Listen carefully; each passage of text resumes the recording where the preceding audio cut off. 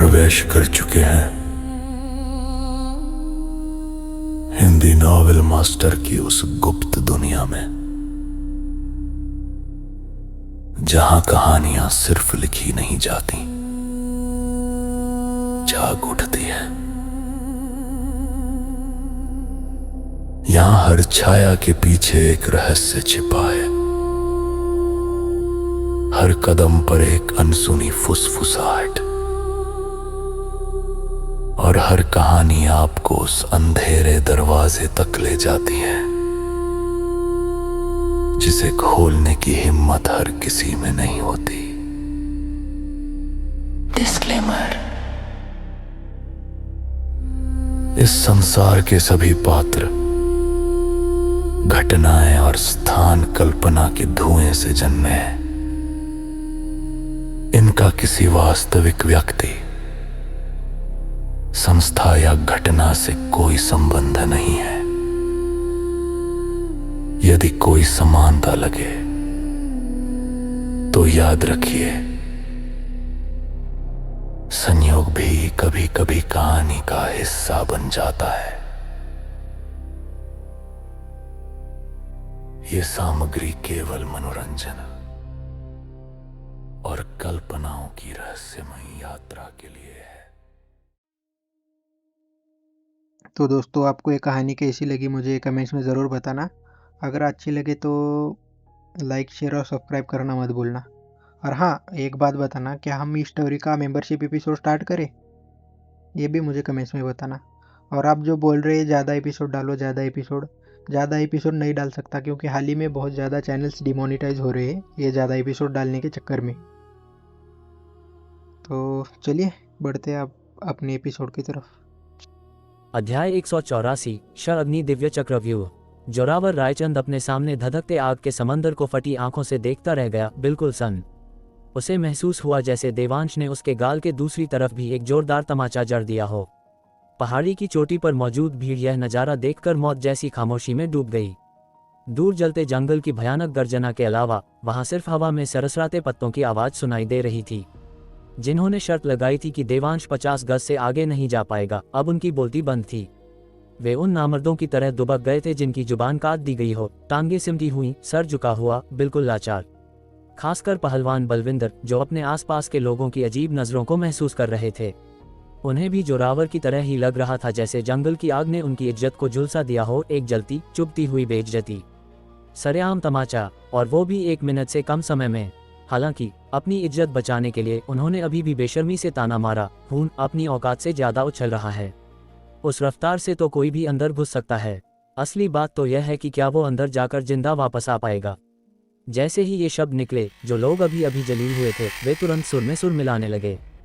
बिल्कुल सही बात है, अंदर भागना तो हमारे लिए भी आसान होता, लेकिन अगर हम ऐसा करते तो जलकर राख हो जाते। हम उसकी तरह बेवकूफ़ नहीं हैं जो अपनी मौत को दावत दे। क्या आग में कूदना मुश्किल है? बस पैरों की ही तो जरूरत है। लेकिन अगर तुम अंदर गए और बाहर नहीं आ पाए तो ये तो वही काम हुआ न जो सिर्फ कोई सिरफिराही करेगा। इन बातों पर लगभग सभी ने सहमति जताई और यह बात जंगल की आग की तरह भीड़ में फैल गई। दूसरी ओर जोरावर रायचंद, जिसे वाकई करारा तमाचा और बेइज्जती मिली थी, उसे भी जल्दी ही एहसास हुआ कि जो लड़का आग के समंदर में कूदा है वो कभी जिंदा बाहर नहीं आएगा।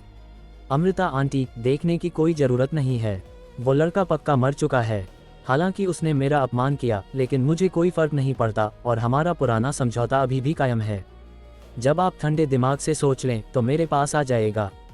जोरावर पहाड़ी की चोटी पर खड़ा था, 10 गज दूर खड़ी अमृता नायर को देख रहा था। उसकी दिलचस्पी अभी भी कम नहीं हुई थी। अमृता ने उसे नजरअंदाज कर दिया, अपने हाथों को कसकर पकड़े हुए। उसका चेहरा तनाव से भरा था क्योंकि वह सामने के दृश्य को एकटक देख रही थी। मीरा नायर ने भी अपने सीने के पास हाथ जोड़ रखे थे, लगातार देवांश के लिए प्रार्थना कर रही थी।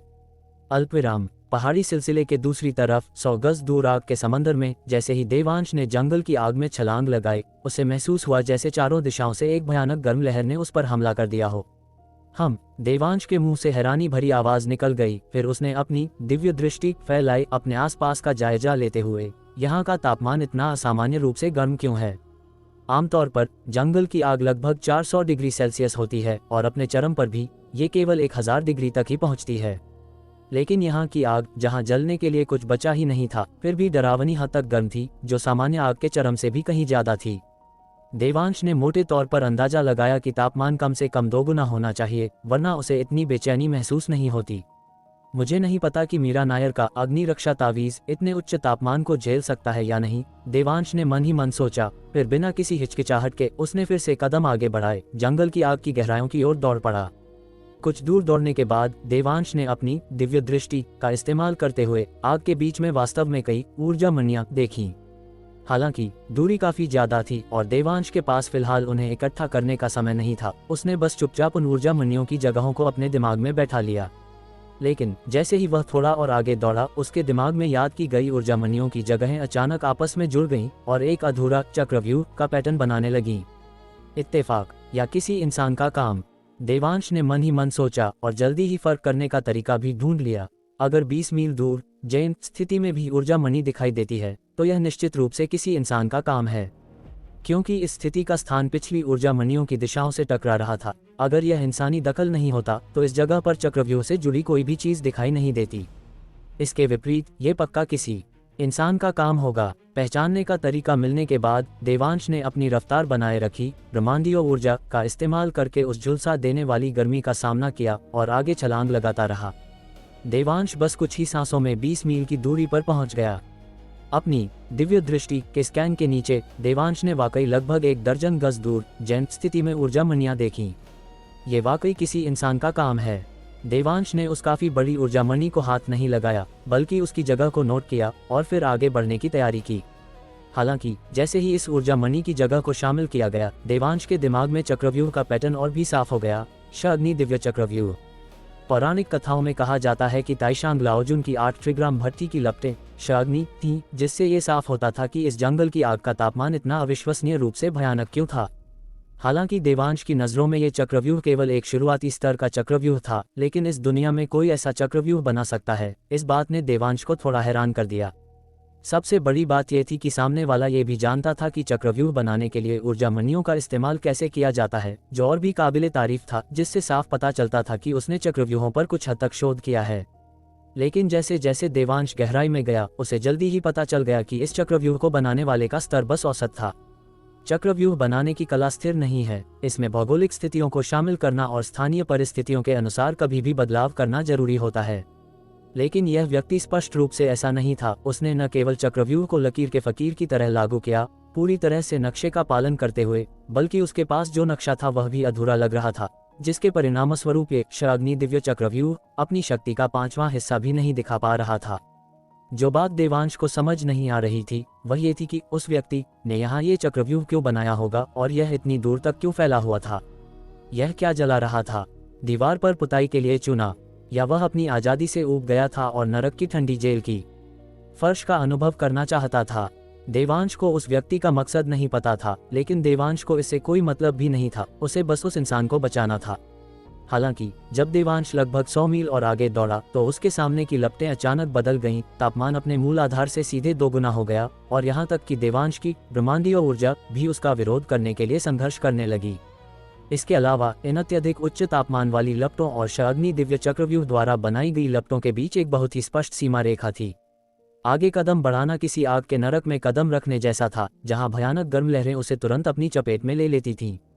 देवांश, जो पहले से ही आगे बढ़ रहा था, ने काफी मात्रा में अपनी नाभि केंद्र की आत्मिक ऊर्जा खर्च कर दी थी और अब इन अचानक आए अत्यधिक गर्म लपटों का सामना करते हुए वह स्पष्ट रूप से संघर्ष कर रहा था। फिर भी इसके बावजूद देवांश ने हिचकिचाहट नहीं दिखाई। अपनी साधना तकनीक को घुमाकर अपने शरीर के भीतर की आत्मिक ऊर्जा को सक्रिय करने के बाद उसने बिना दूसरा विचार किए और भी अधिक झुलसाने वाली लपटों में छलांग लगा दी। इतने उच्च तापमान के साथ क्या मीरा नायर का अग्नि रक्षा तावीज वास्तव में प्रभावी है? देवांश ने पहले ही सबसे बुरे हालात के लिए खुद को तैयार कर लिया था, फिर अपनी गति बढ़ाई और आगे बढ़ गया। लगभग एक चाय पीने जितना समय बीतने के बाद देवांश ने देखा कि आसपास की लपटों के भीतर मूल गहरे लाल रंग के बीच वास्तव में हल्के आसमानी रंग की झलक थी। पहले तो देवांश को लगा कि यह आंखों की थकान है जिससे भ्रम हो रहा है, लेकिन उसकी दिव्य दृष्टि ने भी उसे बताया कि इन लपटों के भीतर वास्तव में एक हल्का आसमानी रंग मौजूद है। बस ये रंग बहुत हल्का था। अगर कोई इसमें डूबा न हो और ध्यान से न देख रहा हो तो इसकी मौजूदगी का पता लगाना नामुमकिन था। सबसे महत्वपूर्ण बात यह थी कि उसके शरीर के भीतर का काला धुआं, श्राप, जो आत्मिक ऊर्जा द्वारा लिपटा और दबाया हुआ था, इन अत्यधिक उच्च तापमान वाली लपटों में प्रवेश करने के बाद से असामान्य रूप से बेचैन और उत्तेजित हो गया था, लगभग बेकाबू होने के संकेत दे रहा था। हल्के आसमानी रंग वाली लपटें और वे काले धुएं को बेचैन कर सकती हैं। देवांश ने अपने दिमाग में पुरानी यादों को खंगाला और जल्द ही उसकी आंखें अचानक चौड़ी हो गईं, लगभग मुंह से निकल ही गया, क्या ये वो हो सकता है? अध्याय 185। अरे जोरावर, नीचे आकर गुरु देवांश के जूते क्यों नहीं चाटते? मीरा नायर द्वारा पहले किए गए जंगल की आग की अजीबोगरीब स्थिति के वर्णन को याद करते हुए देवांश को लगा कि उसका अनुमान लगभग सही है। हालांकि उसके पास और जांच पड़ताल करने का समय नहीं था। इसके बजाय काले धुएं की कैद को मजबूत करने के बाद वह सीधे तय दिशा में आगे बढ़ता रहा। लगभग 5 या 6 मिनट बाद देवांश की दिव्य दृष्टि ने आखिरकार मायरा नायर को ढूंढ लिया और उसने तुरंत दिशा बदली, उसकी ओर दौड़ पड़ा। पलक झपकते ही दर्जनों मीटर की दूरी तय करते हुए बस एक झटके में देवांश मायरा के पास पहुंच गया। उसने उसे जमीन पर बेहोश देखा, सांसें अभी भी चल रही थीं और 7-8 फटे हुए तावीज उसके चारों ओर चक्कर लगा रहे थे। देवांश ने अनुमान लगाया कि अगर वह 1/4 घंटा भी देर से आता तो ये अग्नि रक्षा तावीज पूरी तरह खत्म हो चुके होते। इतने उच्च तापमान पर मायरा सचमुच राख के ढेर में बदल गई होती। लेकिन जो बात देवांश को उत्सुक कर रही थी वह ये थी कि इन अग्नि रक्षा तावीज़ों के सक्रिय होने के बावजूद वे निश्चित रूप से इस तरह की आग का सामना नहीं कर सकते थे। मायरा अब तक जिंदा कैसे बच गई? जब देवांश ने उसे ब्रह्मांडीय ऊर्जा से लपेटा, उसे हवा में तैराया और देखा कि वह कई ऊर्जा मणियों को कसकर पकड़े हुए है, तब देवांश को आखिरकार समझ आया कि इन ऊर्जा मणियों ने अस्थायी रूप से उसकी जान बचा ली थी। हालांकि उसने मायरा को बचा लिया था, देवांश ने वहां रुकने की हिम्मत नहीं की, क्योंकि वह इस समय काफी कमजोर था। इसलिए उसने मायरा के आलिंगन से गिरे ऊर्जा मणियों को अपने बाएं हाथ की कनिष्ठा उंगली की अंगूठी में डाल दिया, फिर मायरा को उठाया और जिस दिशा से आया था उसी दिशा में वापस दौड़ पड़ा। देवांश को जंगल की आग में गए हुए आधा घंटा बीत चुका था और पहाड़ी की चोटी पर मौजूद भीड़ में से लगभग कोई भी यह नहीं मानता था कि देवांश अभी भी जिंदा है। खासकर वे लोग जिन्हें देवांश ने शर्मिंदा किया था, उनके चेहरों पर अब घमंड साफ झलक रहा था। देखा, मैंने कहा था ना, हम आसानी से अंदर जा सकते हैं, लेकिन अंदर जाने के बाद बाहर आ सकते हैं या नहीं, ये दूसरी बात है। बिल्कुल, यहाँ तक कि पहलवान बलविंदर अपनी कठोर साधना के बावजूद आसानी से आग के समंदर में घुसने की हिम्मत नहीं करेंगे। उस गुमनाम छोकरे में क्या फर्क है जिसके अभी मूंछ के बाल भी नहीं आए, जो अंदर दौड़ गया और आत्महत्या कर ली? शायद वो अब और जीना नहीं चाहता था।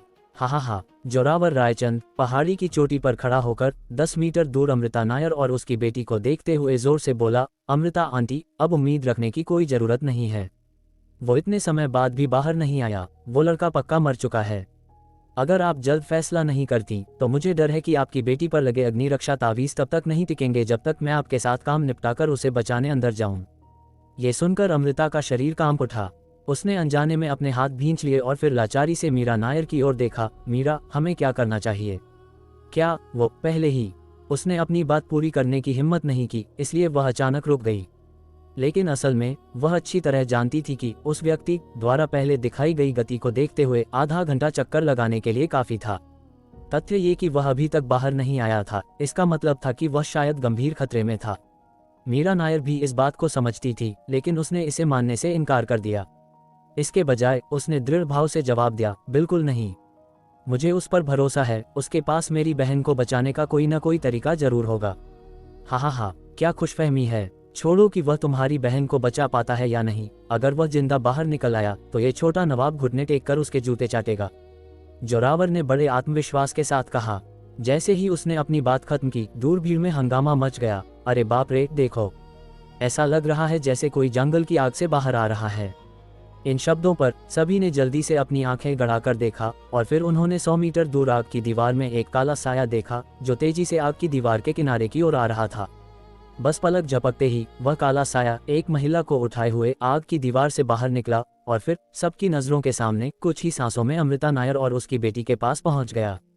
अब एक बार फिर मौत जैसी खामोशी छा गई, लेकिन बहुत जल्दी पूरे पहाड़ी इलाके में सांसें अटकने और हैरानी की आवाजें गूंजने लगीं। उसने सच में किसी को वहां से बचा लिया। क्या मैं सपना देख रहा हूँ? वह आधे घंटे तक आग में रहा और उसे एक खरोंच तक नहीं आई। क्या वह इंसान भी है? पहलवान बलविंदर का मुंह तो देखो, ऐसा लग रहा है जैसे मक्खी निगल ली हो। आवाज नीचे रखो बेवकूफ। पहलवान जी ने खुद जंगल की आग में घुसने की हिम्मत नहीं की, लेकिन तुम्हें आग में फेंकने की हिम्मत जरूर करेंगे। वे लोग कहाँ गए जो पहले चिल्ला रहे थे कि वो लड़का बेवकूफ़ है? इस स्थिति को देखते हुए क्या यह उनके मुंह पर तमाचा नहीं है? उद्धरण चिन्ह ... उद्धरण चिन्ह। जिन लोगों ने अपनी इज्जत बचाने के लिए देवांश को बदनाम किया था, अब उन्होंने अपने सिर झुका लिए थे जैसे दुबके हुए कछुए। और पुणे के नेता अपने दल बल के साथ देवांश के इस चमत्कारिक कारनामे से सन्न रह गए और अमृता नायर और उसकी बेटी की ओर चल पड़े। पुणे के सबसे बड़े अधिकारी को हरकत में आते देख बाकी सभी ने स्वाभाविक रूप से उनका अनुसरण किया।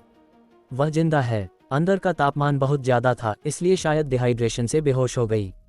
मैंने उसे कुछ बुनियादी उपचार दे दिया है और मुझे विश्वास है कि वह थोड़ी देर में जाग जाएगी, देवांश ने ढलान पर आराम करने के लिए बैठते हुए लापरवाही से कहा।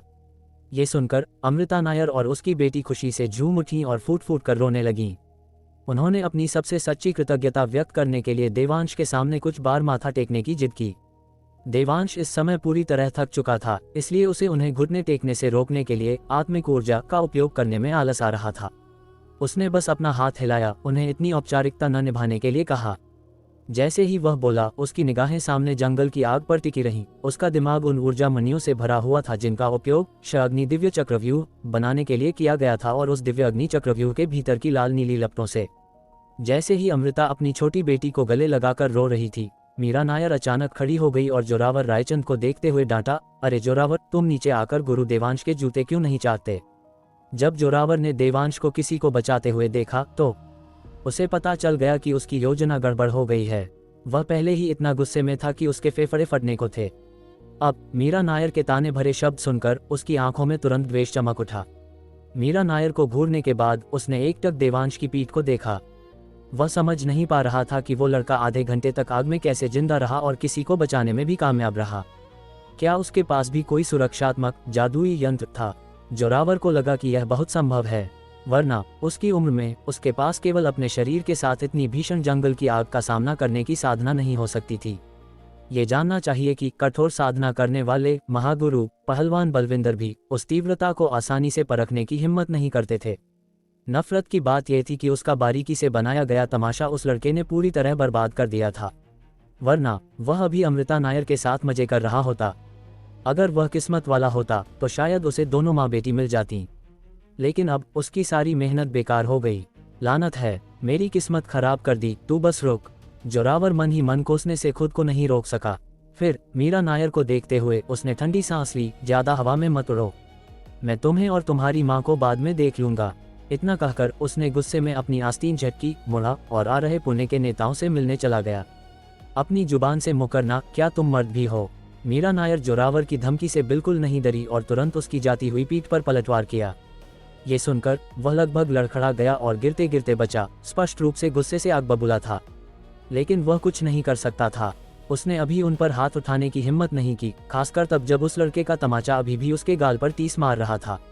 उसे उस पर हमला करने के लिए मददगार ढूंढने की जरूरत थी। उसका मानना था कि देवांश की हालिया हरकतों ने कई शक्तिशाली हस्तियों को नाराज कर दिया होगा, खासकर पहलवान बलविंदर, जो निश्चित रूप से अभी उससे बेहद नाखुश थे। अपने खुद के गुरु के साथ मिलकर एक छोकरे से निपटना, भले ही उसके पास सुरक्षात्मक जादुई यंत्र हो, एक आसान काम होगा। जोरावर के जाने के कुछ ही देर बाद मायरा नायर शांति से जाग गई, जैसा कि देवांश ने कहा था। जब उसने अपनी माँ और बहन को देखा तो वह बोल पड़ी, माँ, दीदी, मैं आप दोनों को क्यों देख रही हूँ? क्या यह मौत के समय का फ्लैशबैक है और मुझे मतिभ्रम हो रहा है? पगली लड़की, क्या बकवास कर रही है? वो तो गुरु देवांश थे जिन्होंने तुझे बचाया। अमृता नायर के आंसू रुकने का नाम नहीं ले रहे थे। देवांश के प्रति उनकी कृतज्ञता पहले से भी अधिक थी। मायरा नायर ने यह सुना और जल्दी से अपना सिर घुमाया। तभी उसने देवांश को ढलान पर बैठे देखा। उसकी आंखें चमक उठी और वह चिल्लाई, गुरु देवांश, आपने मुझे बचाया। अगर कुछ अप्रत्याशित नहीं हुआ तो हाँ, मैंने ही बचाया। देवांश ने उदासीनता से जवाब दिया, अपनी ताकत वापस पाने की कोशिश जारी रखी। वह वास्तव में वापस अंदर जाने और ये देखने के लिए उतावला था कि अग्नि दिव्य चक्रव्यूह के भीतर किस तरह की अनोखी आग छिपी है। ऐसा असामान्य तापमान जो उस शापित काले धुएं को बेचैन करने में सक्षम है, इस दुनिया में एक दिव्य अग्नि के अलावा और कौन ये कर सकता है? और तभी जोरावर रायचंद पुणे के नेताओं और विभिन्न महागुरुओं के एक समूह के साथ उन चारों के पीछे पहाड़ी की चोटी पर पहुंचा। नेताओं, ये वही लोग हैं जिन्होंने आग फैलाई जिससे अनगिनत जिंदगियां बर्बाद हो गईं। जोरावर ने उन चारों की ओर इशारा किया। उसका चेहरा कुटिल द्वेष से भरा था। अध्याय 186 पहाड़ जलाना, हजारों मील के जंगल स्वाहा। मायरा नायर अभी भी देवांश द्वारा बचाए जाने की खुशी में डूबी हुई थी और इससे पहले कि वह पूरी तरह से संभल पाती, उसने जोरावर रायचंद की अचानक टिप्पणी सुनी जिसने उसे पूरी तरह से सन्न कर दिया। वह साफ तौर पर पीड़ित थी, तो जोरावर के शब्दों में वह आग लगाने वाली कैसे बन गई। इससे पहले कि मायरा जवाब दे पाती, मीरा नायर ने ताना मारा, जोरावर, क्या तुम्हें लगता है कि यहाँ हर कोई बेवकूफ़ है? क्या तुमने कभी किसी को आग फैलाने के लिए अपनी जान दांव पर लगाते देखा है? हालांकि हम माँ बेटी ने तुम्हें खुद ये कबूल करते हुए सुना है कि तुमने मेरी बहन को फंसाने के लिए बाहरी इलाके में आग लगाई थी, अपने घटिया मकसद को पूरा करने के लिए उसकी जान को खतरे में डाला।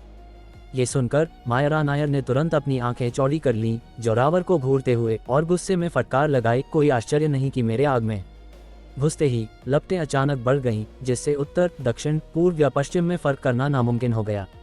तो ये तुम थे, तुम कमीने, जिसने ये सब किया। बोलने के बाद मायरा जोरावर की ओर दौड़ने ही वाली थी, चाहती थी कि उसे चीर कर रख दे, लेकिन उसे संयमित मीरा नायर ने रोक लिया। मायरा अभी अभी अपनी जान बचाकर निकली थी, उसे पुणे के प्रमुख को फिर से उकसाने की अनुमति नहीं दी जा सकती थी, वरना भले ही उसकी जान बच गई हो, उसके आने वाले दिन आसान नहीं होंगे। मायरा के पलटवार का सामना करते हुए जोरावर शांत रहा, न केवल गुस्सा नहीं हुआ बल्कि उस व्यक्ति, औपचारिक सूट पहने एक अधेड़ उम्र के आदमी की ओर देखकर मुस्कुराया और कहा, कमिश्नर साहब, क्या मैं सही नहीं था? उन्होंने न केवल मुझे बदनाम किया, बल्कि बहस करने के लिए उनके बहाने लगभग वही थे जो मैंने भविष्यवाणी की थी। कमिश्नर सुरेश पाटिल पुणे के प्रमुख के रूप में जानते थे कि उनके भतीजे की बातों में बहुत जोल है, लेकिन वह उस घटना के बाद नायर परिवार के 30% शेयर के लालच का विरोध नहीं कर सके जो उसने पेश किए थे। हालांकि नायर परिवार कोई अव्वल दर्जे का अमीर परिवार नहीं था, लेकिन पुणे में वे जाने माने थे। उनके 30% शेयर करोड़ों में थे, और भले ही वह पुणे के प्रमुख थे, उनकी मामूली तनख्वाह, चाहे वह कितना भी काम कर लें, कभी भी 1 करोड़ से अधिक नहीं होगी, जब तक कि वह कानून न तोड़ें। लेकिन ये 30% शेयर अलग थे, उन्हें कोई जोखिम नहीं उठाना था और वे पूरी तरह से जांच का सामना कर सकते थे। इसलिए भले ही वह जानते थे कि जोरावर बकवास कर रहा है, उन्होंने तुरंत एक सख्त चेहरा बना लिया और अमृता नायर को ठंडी नजरों से देखा। मिसेज नायर, आपकी बेटी बिना किसी कारण के आग में क्यों दौड़ेगी? कोई भी सामान्य व्यक्ति ऐसा नहीं करेगा, है ना? इसके अलावा जैसे ही आपकी बेटी अंदर गई, आग फैल गई। क्या ये बहुत बड़ा इत्तेफाक नहीं है? उनके शब्दों का मतलब था कि मायरा के इरादे बुरे थे, इसीलिए वह परिणामों की परवाह किए बिना आग के समंदर में घुस गई। मैं कुछ ढूंढने के लिए अंदर गई थी, मायरा ने अपनी मां के लिए सीधे जवाब दिया। कौन साबित कर सकता है कि तुम कुछ ढूंढ रही थी? इसके अलावा ऐसा क्या कीमती है जिसके लिए तुम उसे खोजने के लिए आग के समंदर में घुस जाओगी? जोरावर बीच में बोला, मुझे लगता है कि तुम कुछ ढूंढने का नाटक कर रही थी, लेकिन असल में तुम पहाड़ में आग लगा रही थी। तुम बस गड़बड़ कर बैठी और खुद अंदर फंस गईं। अगर उस तरह के काले पत्थर की तलाश करना पहाड़ में आग लगाने के बराबर है, तो क्या तुम्हारा रायचंद परिवार पहाड़ में आग लगाने के बराबर नहीं होगा? अगर मैं गलत नहीं हूँ, तो जब तुम्हारे रायचंद परिवार के सदस्यों ने पहाड़ से उस तरह का काला पत्थर खोदा, उसके तुरंत बाद ये अजीबोगरीब जंगल की आग शुरू हो गई, है ना? मीरा नायर ने तीखा पलटवार किया। बोलने के बाद जोरावर के खंडन का इंतजार किए बिना मीरा ने जारी रखा, क्या तुम्हारे रायचंद परिवार के कई लोग अभी भी जंगल की आग से जलने के कारण अस्पताल में नहीं हैं? क्यों न कमिश्नर साहब खुद स्थिति के बारे में पूछताछ करें? ये सुनकर सुरेश पाटिल की पलकें स्पष्ट रूप से फड़क उठीं। उन्होंने फिर लापरवाही से जोरावर को देखा, लेकिन उनकी आंखों में जो भाव था वह गहरा था। साले, तूने मुझे इस झमेले के बारे में कभी नहीं बताया। जोरावर का चेहरा थोड़ा अजीब हो गया, लेकिन वह जल्दी ही सामान्य हो गया। कमिश्नर साहब, प्लीज इसकी बकवास मत सुनिए। हमारा रायचंद परिवार भी इस जंगल की आग का शिकार है। हम सामान्य खनन कर रहे थे जब हम अचानक जंगल की आग से जल गए। कौन साबित कर सकता है कि तुम सामान्य खनन कर रहे थे? मुझे लगता है कि तुम्हारा खनन नकली है और पहाड़ में आग लगाना असली है। मीरा ने जोरावर की अपनी ही बयानबाजी का इस्तेमाल उसी पर कर दिया। तुम? मीरा के पलटवार से जोरावर अवाक रह गया। मूल रूप से ये जंगल की आग असामान्य रूप से अजीब थी और कोई नहीं जानता था कि यह कैसे शुरू हुई। चूंकि तुम, जोरावर रायचंद, मुझ पर आग लगाने का आरोप लगा सकते हो, तो मैं, मीरा नायर, स्वाभाविक रूप से तुम पर पहाड़ में आग लगाने का आरोप लगा सकती हूँ। वैसे भी हम दोनों में से किसी के पास सबूत नहीं है। ये सब सिर्फ जुबानी जमा खर्च है। क्या कुछ नहीं कहना? मीरा ने ताना मारा, उसका चेहरा तिरस्कार से भरा था। ये सुनकर जोरावर ने विषय बदल दिया, चूंकि हम दोनों में से किसी के पास कोई सबूत नहीं है, तो चलो अपनी बेगुनाही साबित करते हैं। जो कोई भी इस फैलती हुई आग को बुझा सकेगा, वह निर्दोष साबित होगा। कैसा रहेगा? उद्धरण चिन्ह डॉट डॉट डॉट उद्धरण चिन्ह। अब मीरा की बारी थी मुश्किल में पड़ने की। अगर वह आग बुझा सकती तो क्या वह किसी को बचाने के लिए दूसरों से इतनी बुरी तरह भीख मांग रही होती? क्या डर गई? जोरावर ने मीरा का मजाक उड़ाया, फिर सुरेश पाटिल की ओर मुड़ा और बोला, कमिश्नर साहब, मैं अपनी जोरावर की बेगुनाही साबित करने के लिए इस बाहरी आग को बुझाने के लिए अपनी जान जोखिम में डालने को तैयार हूँ। सुरेश पाटिल ने यह सुनकर बार बार सिर हिलाया। अगर तुम सचमुच इस 1000 मील चौड़ी बाहरी आग को बुझा सकते हो तो ऐसा नेक काम स्वाभाविक रूप से तुम्हारी बेगुनाही साबित करेगा। बोलने के बाद सुरेश पाटिल ने नायर परिवार की तीनों महिलाओं पर फिर से नजर डाली। अगर आप आग बुझा सकती हैं तो आप भी स्वाभाविक रूप से निर्दोष होंगी। मतलब यह था कि अगर वे आग नहीं बुझा सकती तो फैलती हुई आग का दोष चाहे जो हो नायर परिवार पर ही मढ़ा जाएगा। नेता के निहित अर्थ को समझते हुए मीरा ने तुरंत पलटवार किया, कमिश्नर साहब, यह अनुचित है। यह बाहरी जंगल की आग मूल रूप से जोरावर ने लगाई थी, उसने खुद इसे स्वीकार किया था। वह पूरी तरह से चोर मचाए शोर वाली बात कर रहा है। इसके अलावा भले ही वह इस आग को बुझा दे, ये केवल ये साबित कर सकता है कि वह इस अजीबोगरीब जंगल की आग से बहुत परिचित है, जो ये साबित करता है कि उसने ही पहाड़ में आग लगाई थी। प्लीज साहब, इसे साफ तौर पर देखिए। गुस्ताख! सुरेश पाटिल की चिल्लाहट ने सीधे मीरा के शब्दों को खारिज कर दिया। मिस नायर, क्या आप जानती हैं कि आप अभी क्या कह रही हैं? आप एक उभरते हुए अग्निशमन नायक को बदनाम कर रही हैं। सुरेश पाटिल के शब्द भारी थे और आसपास के लोग स्पष्ट रूप से उनका गुस्सा महसूस कर सकते थे। वह मजबूर थे, वह बस इस जंगल की आग को जल्दी से बुझाना चाहते थे, वरना अगर आला कमान को खबर लग गई तो क्या उनकी कुर्सी बची रहेगी? चूंकि उनके भतीजे के पास आग बुझाने की क्षमता थी, चाहे उसने आग फैलाई हो या न हो, वह उसे अग्निशमन नायक का गौरवशाली खिताब देंगे। उस समय उसे शोहरत मिलेगी और उन्हें राजनीतिक उपलब्धियां, एक तीर से 2 शिकार। लेकिन मीरा जवाब देने ही वाली थी, लेकिन सुरेश पाटिल ने उसे सीधे बीच में रोक दिया। मिस नायर, अगर हर किसी के पास आप जैसे गंदे विचार होते तो क्या कोई भविष्य में हमारे समाज में आगे आने की हिम्मत करता? अगर आप में क्षमता है तो जाकर आग बुझाएं। अगर आप में क्षमता नहीं है तो चुपचाप खड़ी रहें और उन लोगों को देर न करें जिनके पास आग बुझाने की क्षमता है। सुरेश पाटिल के एक ही वाक्य ने मीरा के बचाव को पूरी तरह से अवरुद्ध कर दिया, जिससे मीरा की हथेलियों में जादुई तावीज हवा में प्रकट हो गए। उसे बहुत गुस्सा आ रहा था, लेकिन उसने कोई हरकत करने की हिम्मत नहीं की। आखिरकार बस सुरेश पाटिल के बगल में खड़े बूढ़े आदमी की सांसों को देखकर वह जानती थी कि वह था। उससे लड़ने की तो बात ही छोड़िए, वह ऐसा करने का विचार भी नहीं कर सकती थी। जोरावर अपने मामा को अपना इतना पुरजोर समर्थन करते देख बहुत खुश हुआ। वह सिर ऊंचा और सीना तानकर मीरा के पास से गुजरा, फिर धीमी आवाज में मीरा से कहा, एक बार जब मैं इस आग को बुझा दूंगा तो तुम्हारी बहन पर आग लगाने और हजारों मील के जंगल जलाने का आरोप लगाया जाएगा। उस समय उसे शायद जेल में सड़ना पड़ेगा, है ना? तुम्हें पता है, अगर उसे नहीं बचाया गया होता तो शायद बेहतर होता। हा हा हा। जोरावर धीरे से हंसा, उसका विरोधाभासी चेहरा पूरी तरह से घिनौना था। अगर यह कोई सामान्य बिगड़ल रही से ज्यादा होता, अगर पहाड़ जल भी जाता तो ज्यादा से ज्यादा वह कुछ पैसे देता। हालांकि नायर बहनें नायर परिवार की चहेती नहीं थीं और रायचंद परिवार और पुणे के प्रमुख के संयुक्त दबाव के साथ भले ही मीरा भारी रकम चुकाने को तैयार हो, मायरा को शायद फिर भी जेल से नहीं बचाया जा सकेगा। जब तुम्हारी बहन जेल में बंद हो जाएगी तो क्या मैं उसके साथ जो चाहूं वह नहीं कर सकूंगा? जोरावर का चेहरा अचानक कामुक हो गया। उस समय तुम्हारी बहन मेरे हाथों में होगी तो क्या मैं तुम और तुम्हारी माँ दोनों के साथ नहीं सो सकूंगा? बोलने के बाद जोरावर सबकी नजरों के सामने 100 गज दूर आग के ड्रैगन की ओर चल पड़ा। उसकी चाल अविश्वसनीय रूप से अहंकारी और दबंग थी। उसके शब्द सुनकर नायर परिवार की तीनों महिलाओं को तुरंत लगा जैसे वे बर्फ के तहखाने में गिर गई हों और उनके दिलों में फिर से निराशा छा गई। वे जानती थीं कि देवांश बहुत शक्तिशाली है, लेकिन अगर देवांश वास्तव में इस आग को बुझा सकता तो उसने उसे बचाते समय ही ऐसा कर दिया होता, अब तक इंतजार नहीं करता। साफ है वह भी लाचार था। जैसे ही नायर परिवार की तीनों महिलाएं निराशा में थीं, ढलान से वह ठंडी आवाज अचानक आई, चिंता मत करो, हालांकि उसने यह आग लगाई है लेकिन उसके पास इसे बुझाने की औकात अभी नहीं है। अध्याय 187, मैं उसे मारने जा रहा हूँ, कौन रोक सकता है मुझे?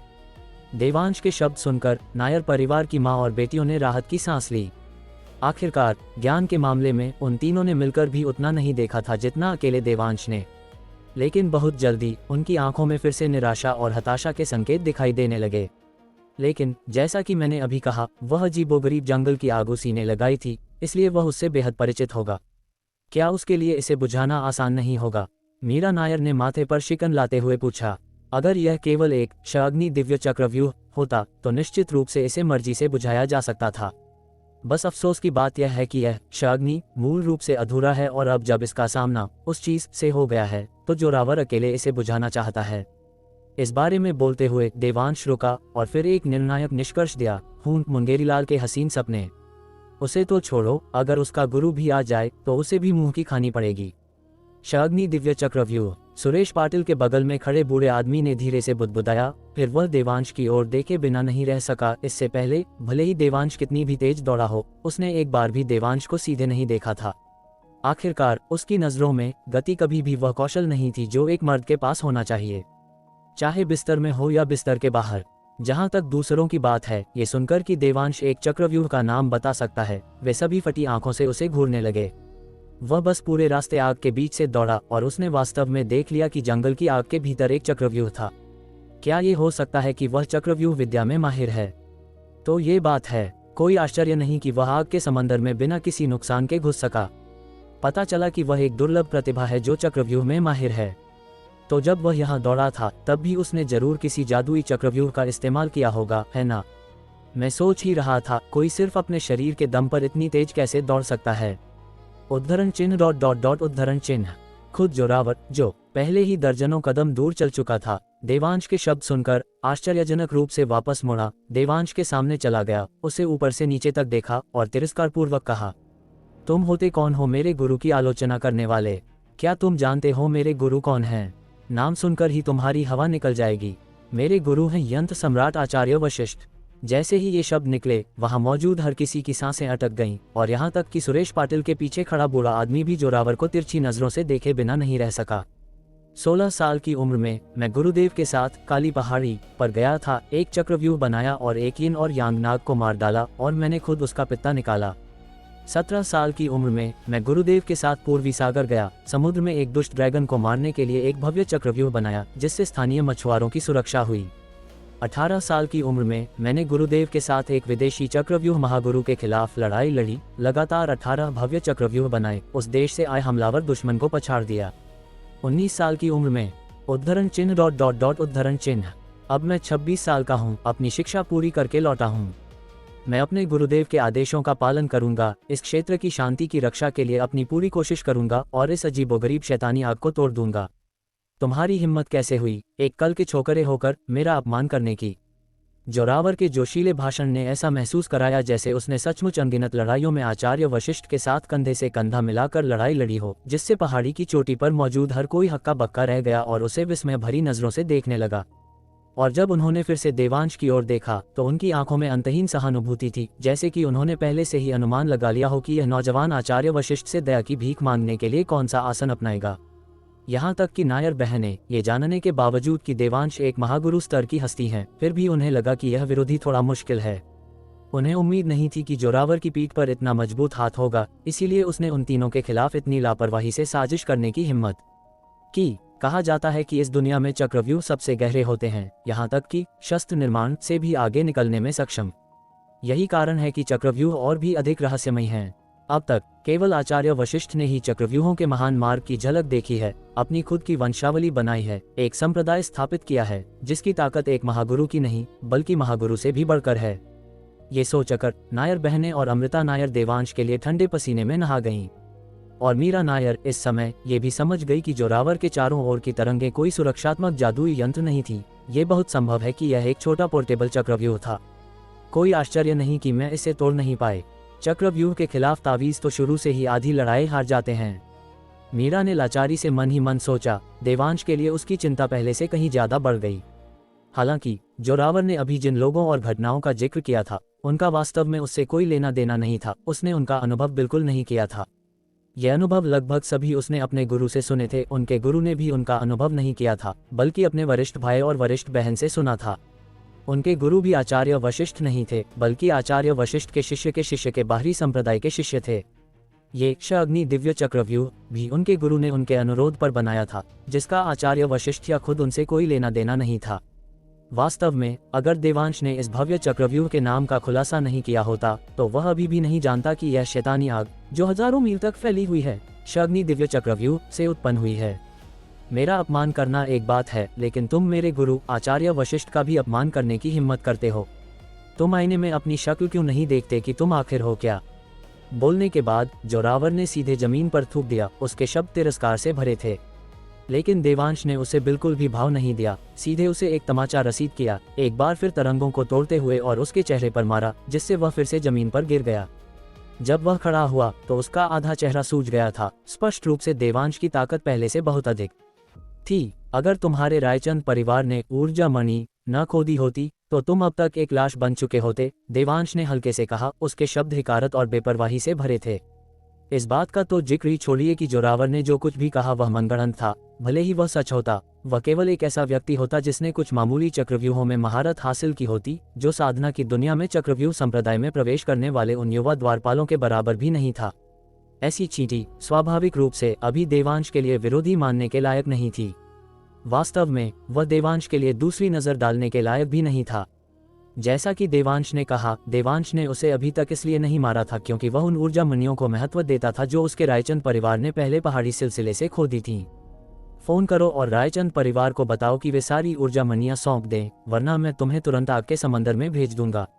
देवांश ने जोरावर को देखा, जो खड़े होने के बाद अभी भी थोड़ा चकराया हुआ था, और बस सीधे सीधे कहा। जैसे ही ये शब्द निकले, सबको अचानक एहसास हुआ, इस लड़के ने अपनी कम उम्र के बावजूद वास्तव में वसूली करना सीख लिया था। जोरावर इस समय थोड़ा होश में आ गया था। बोलने की हिम्मत करने से पहले उसने कई कदम पीछे लिए। नेताओं के सामने क्या तुम अब भी सरेआम हत्या करने का इरादा रखते हो? सुरेश पाटिल ने ठंडी सांस ली, फिर एक हंसी के साथ पूछा, नौजवान, तुम मुझे पूरी तरह से नजरअंदाज कर रहे हो, है ना? क्या तुम मुझे, पुणे के सबसे बड़े अधिकारी को, महज एक सजावट की वस्तु समझते हो? अफसरशाही का एक ठेठ मुस्कुराता हुआ बाघ, उस तरह का जो बिना गर्मी के मुस्कुराता है। उनके बोलने के बाद उनके बगल में खड़ा बूढ़ा आदमी, जिसने मीरा नायर का हौसला तोड़ दिया था, 2 कदम आगे बढ़ा। सुरेश पाटिल को अपने पीछे ढालते हुए खुद को एक मानवीय ढाल के रूप में इस्तेमाल किया। ये स्थिति देखकर पुणे के विभिन्न हलकों के विशेषज्ञ जो उनके साथ आए थे, सब आगे आ गए। उनमें कठोर साधना के महागुरु पहलवान बलविंदर, पूर्ण अंतर्शक्ति वाले द्रोणाचार्य दादा, फैंग शुई मास्टर महाराज माधव, और तांत्रिक तेजा, जो परछाइयों में छिपा था और चुप रहा, जोरावर का असली गुरु। देवांश ने इस स्थिति को देखा, पूरी तरह से बेफिक्र, और एक हिकारत भरी ठंडी सांस के बाद उसने जोरावर की ओर इशारा किया, जिसका आधा चेहरा सुअर के सिर की तरह सूज गया था। अपना सिर घुमाकर सबकी ओर देखा और लापरवाही से पूछा, अगर मैं इसे मारना चाहूं तो तुम में से कौन मुझे रोक सकता है?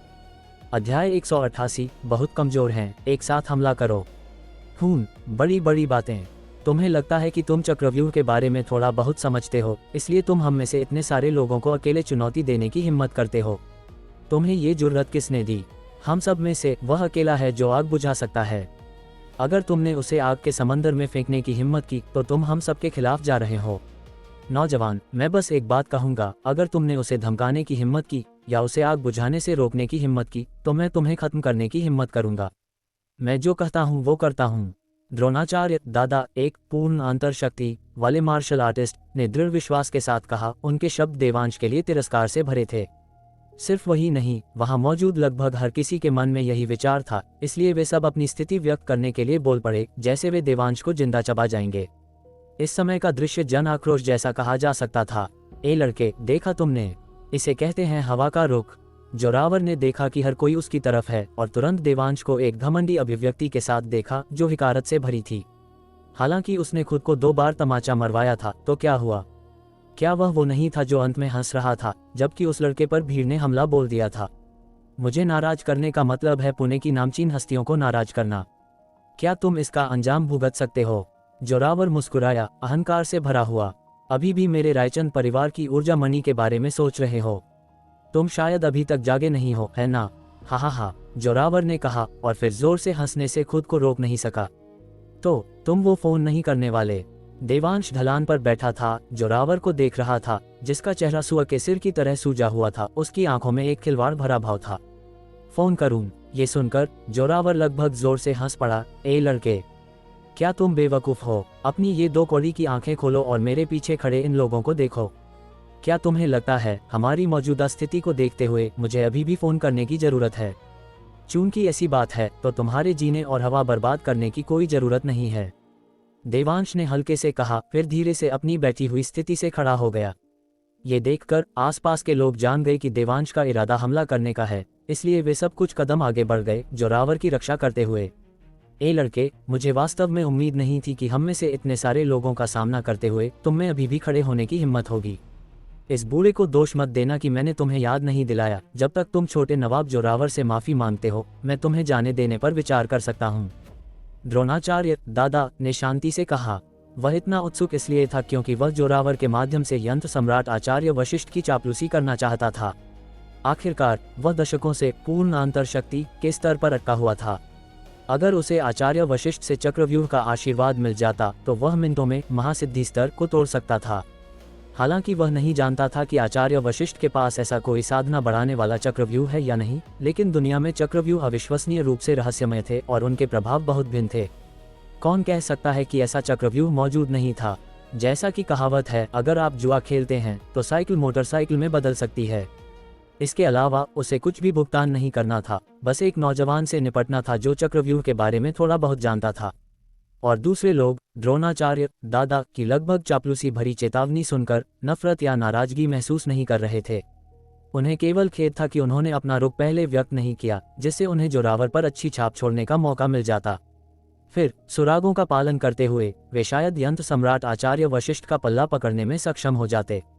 हालांकि देवांश ने यहाँ तक दौड़ने में बहुत अधिक ऊर्जा खर्च की थी और अभी तक पूरी तरह से ठीक नहीं हुआ था, फिर भी उसने लापरवाही से सामने वाली भीड़ पर नजर डाली और फिर अत्यधिक उदासीनता के साथ कहा, बहुत कमजोर, एक साथ आ जाओ। जैसे ही ये शब्द निकले, सामने वाली भीड़ ने ऐसे प्रतिक्रिया दी जैसे कुत्तों की पूंछ पर पैर रख दिया गया हो। तुरंत देवांश की ओर इशारा किया और पागलों की तरह भौंकने लगे, सबसे अप्रिय अपमानजनक बातें बोलने लगे।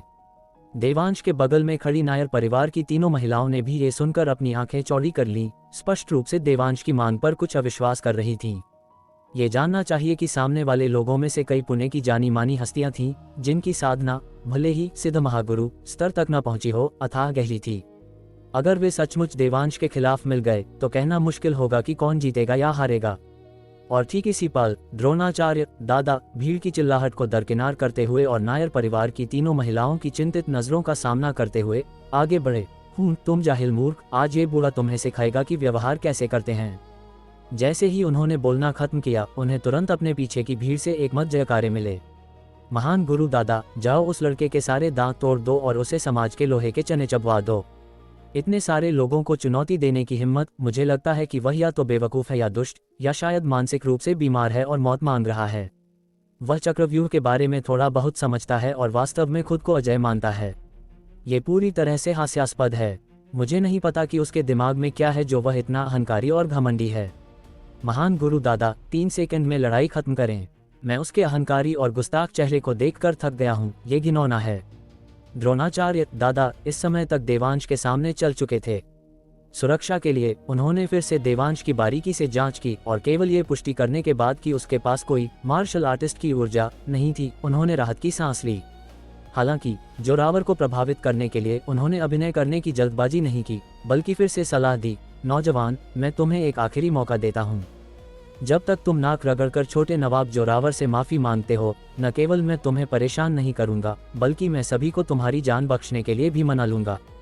कैसा रहेगा? ये सुनकर देवांश ने उपहास किया, तुम्हें यह आत्मविश्वास कहाँ से मिलता है कि तुम मुझे मौका दे सकते हो?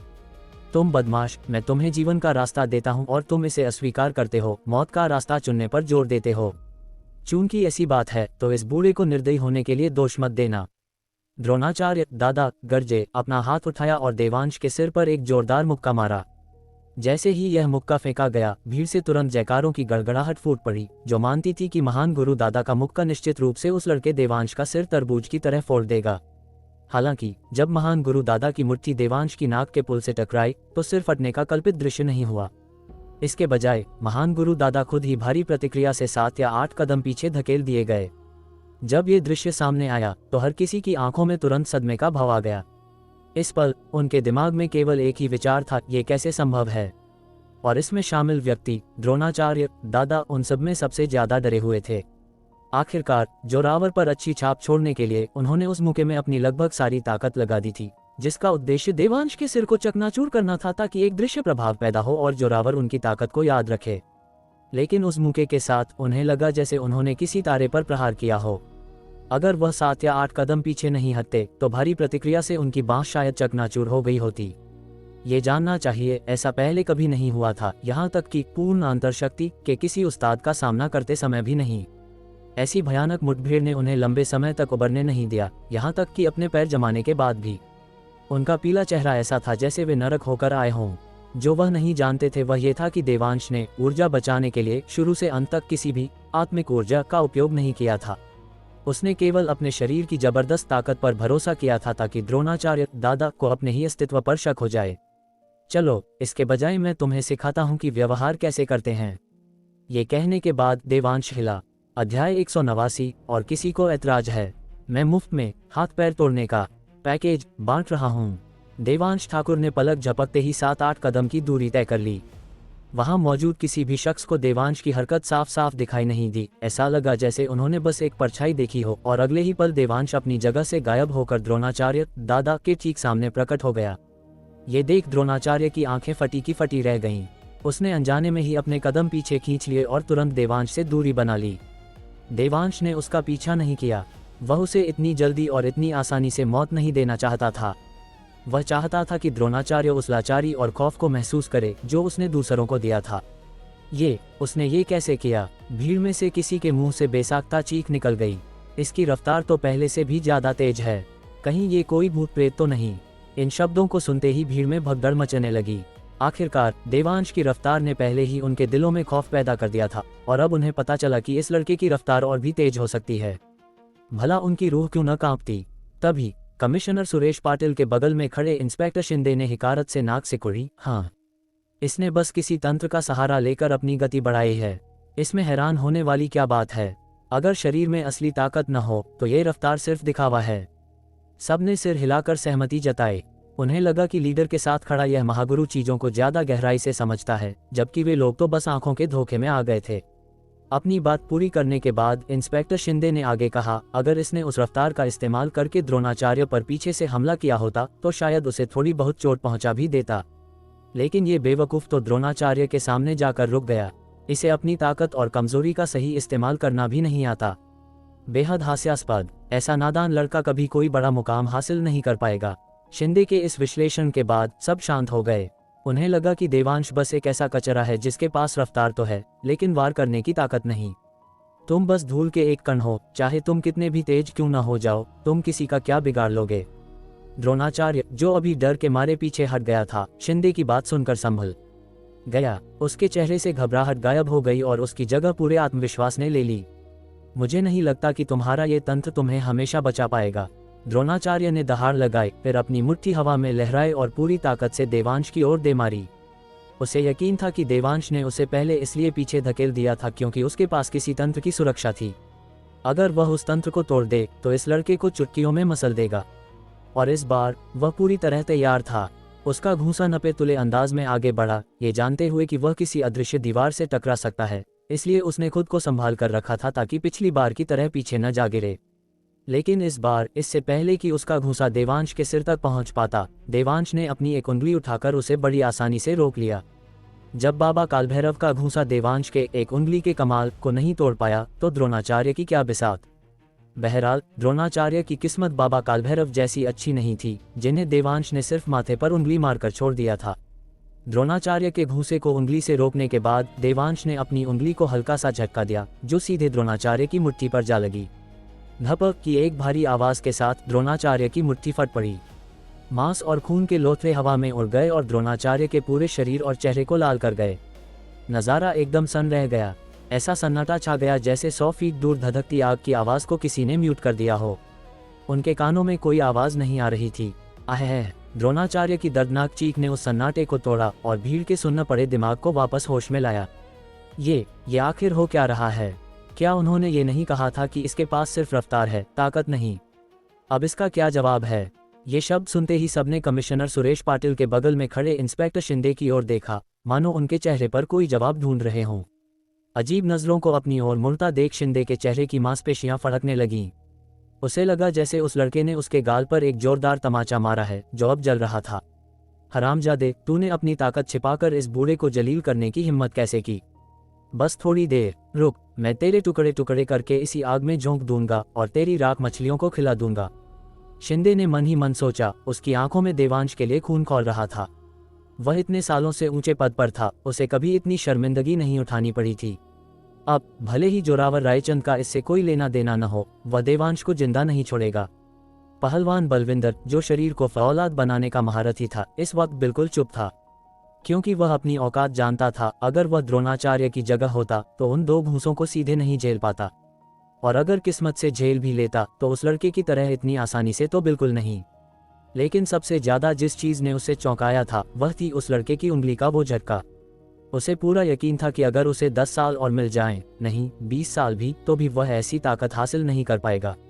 उसे तो ये भी लग रहा था कि यह किसी अंतर शक्ति वाले मार्शल आर्टिस्ट का काम हो ही नहीं सकता, यहाँ तक कि कोई सिद्ध महागुरु भी इतनी आसानी से यह नहीं कर सकता। जो थोड़ी देर पहले तक बड़ी बड़ी बातें कर रहा था, अब एक डरे हुए मेमने की तरह चुप और सुन्न खड़ा था। इस बीच देवांश ने अपनी एक उंगली से द्रोणाचार्य की मुट्ठी को उड़ाने के बाद वहीं रुकने का नाम नहीं लिया। उसने इंतजार किया कि द्रोणाचार्य को उस भयानक दर्द से थोड़ा होश आए, और फिर वह दोबारा उसके सामने प्रकट हुआ। उसने हाथ उठाया और द्रोणाचार्य का दूसरा हाथ मरोड़ दिया। द्रोणाचार्य जमीन पर गिरकर तड़पने लगा, दर्द से बेतहाशा चीखने लगा। यह मंजर देखकर भीड़ को आखिरकार इस नौजवान के तरीकों का अंदाजा हो गया, सटीक, बेरहम और निर्णायक। अनजाने में ही उनके दिलों में डर ने घर कर लिया। अगर द्रोणाचार्य जैसा महासिद्धि स्तर का माहिर इतनी आसानी से अपाहिज हो सकता है, तो अगर वे आगे आए तो क्या वे एक बार में ही नहीं मारे जाएंगे? बस करो, वह पहले ही अपाहिज हो चुका है और तुम उसे अब भी नहीं छोड़ रहे। इतना जहरीला दिल लेकर मैं तुम्हें इस दुनिया में जिंदा कैसे रहने दूं? शिंदे ये देखकर दहाड़ा और भीड़ से बाहर निकलकर देवांश की ओर बढ़ा। ये देखकर भीड़ का खोया हुआ आत्मविश्वास जैसे लौट आया और अचानक उन्हें फिर से उम्मीद की किरण दिखाई देने लगी। अब तो इंस्पेक्टर शिंदे खुद मैदान में उतर आए हैं। ये लड़का पक्का मरेगा। वैसे पूछ रहा हूँ, क्या ये इंस्पेक्टर शिंदे बहुत ताकतवर हैं? अरे, जो पुणे के सबसे बड़े लीडर का पर्सनल बॉडीगार्ड हो, वो कितना कमजोर हो सकता है? सुना है एक बार किसी ने सुरेश पाटिल को गोली मारने की कोशिश की थी और शिंदे ने अपनी गजब की साधना से नंगे हाथों से 4 गोलियां पकड़ ली थी और साहब की जान बचाई थी।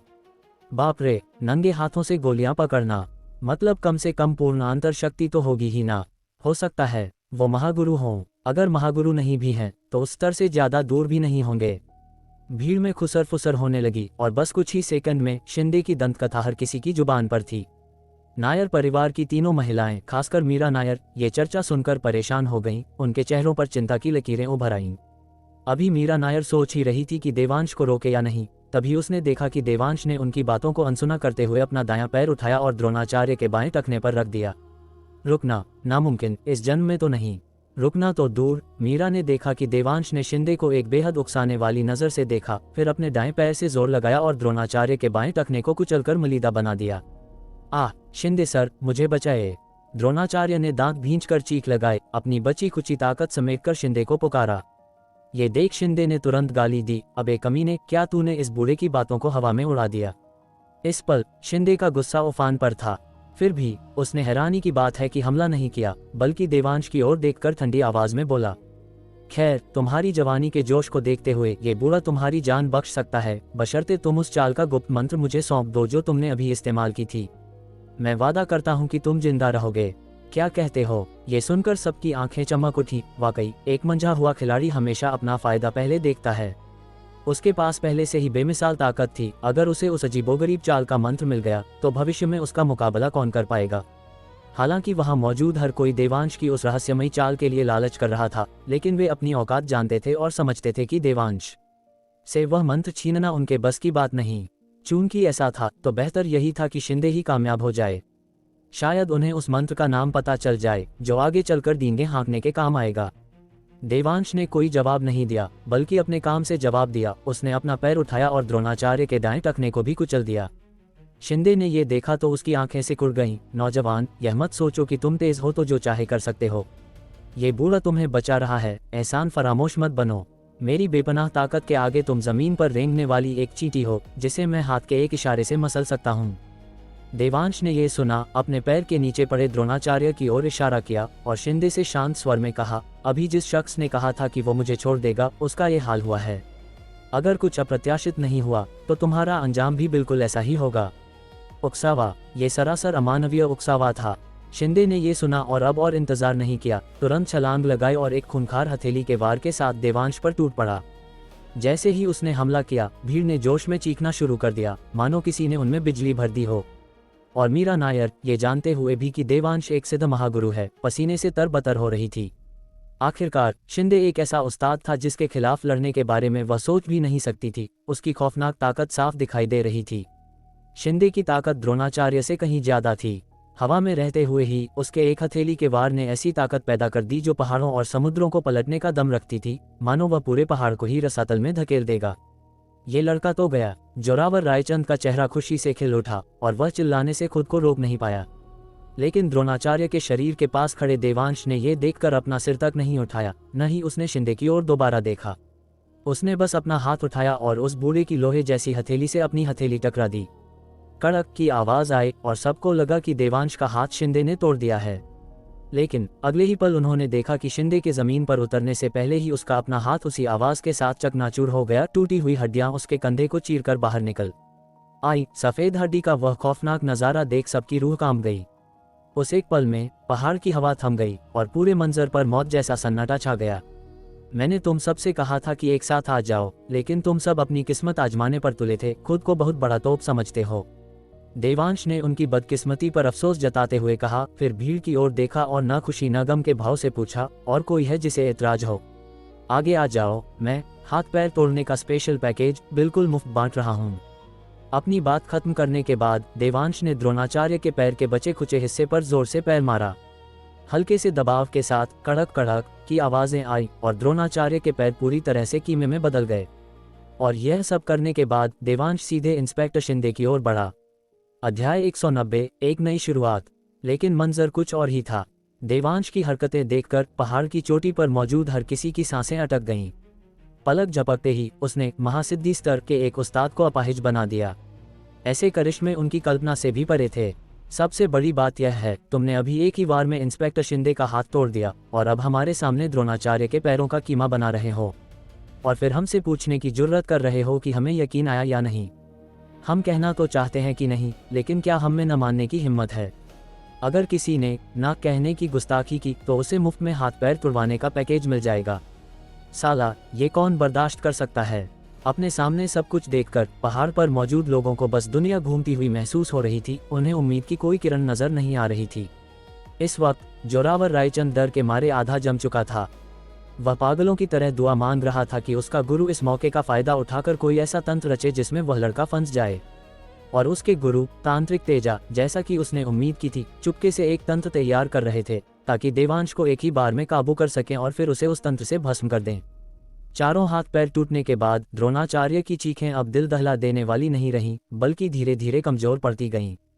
आखिरकार खुले मुंह के साथ वह सिर्फ सांस छोड़ पा रहा था, अंदर नहीं ले पा रहा था। वह मौत के बहुत करीब था। तभी उसे एहसास हुआ कि उसने इस बार कितनी भयानक हस्ती से पंगा ले लिया है। अपने पिछले अहंकार को याद करके अब वह केवल पछतावे से भरा था। अफसोस, अब कुछ भी कहने के लिए बहुत देर हो चुकी थी। साफ नीले आसमान को देखते हुए द्रोणाचार्य ने अपनी 60 साल से ज्यादा की कड़ी साधना को याद किया और पछतावे के आंसू बहाने के सिवा कुछ न कर सका। इंस्पेक्टर शिंदे की हालत भी कुछ बेहतर नहीं थी। दाहिने हाथ के भयानक दर्द ने उसके झुर्रियों वाले चेहरे को विकृत कर दिया था, लेकिन इसके बावजूद उसकी आंखों में बसा डर और घबराहट छिप नहीं पा रही थी। 10 साल से ज्यादा ऊंचे ओहदे पर रहने के कारण उसे दूसरों को नीचा देखने की आदत पड़ गई थी। उसने सोचा था कि एक ही बार में वह उस लड़के को धूल चटा देगा और फिर उस अजीबोगरीब चाल का मंत्र उगलवा लेगा। उसने तो ये भी सोच लिया था कि उस चाल को सीखने के बाद वह किसी सिद्ध महागुरु से लड़ेगा। वह तो एक तरफा कत्लेआम होता। लेकिन उसने सपने में भी नहीं सोचा था कि एक महागुरु को कुचलने का उसका शानदार प्लान शुरू होने से पहले ही उस लड़के ने एक हथेली से खत्म कर दिया। अपने दाहिने हाथ को पकड़कर शिंदे ने दांत भींच लिए। उसकी आंखों में गुस्सा भरा था, लेकिन जब उसने देवांश को अपनी ओर आते देखा तो यह गुस्सा तुरंत डर में बदल गया और उसके पैर अपने आप पीछे हट गए। हालांकि वह खुद को संभालने की पूरी कोशिश कर रहा था, लेकिन अनजान ताकत से बचने की यह फितरत थी जिसे वह रोक नहीं पा रहा था। लेकिन अब वह साफ समझ गया था कि शुरुआत से ही उसने देवांश की ताकत को कम करके आंका था। वह लड़का सिर्फ तेज नहीं था, बल्कि उसकी ताकत भी खौफनाक थी।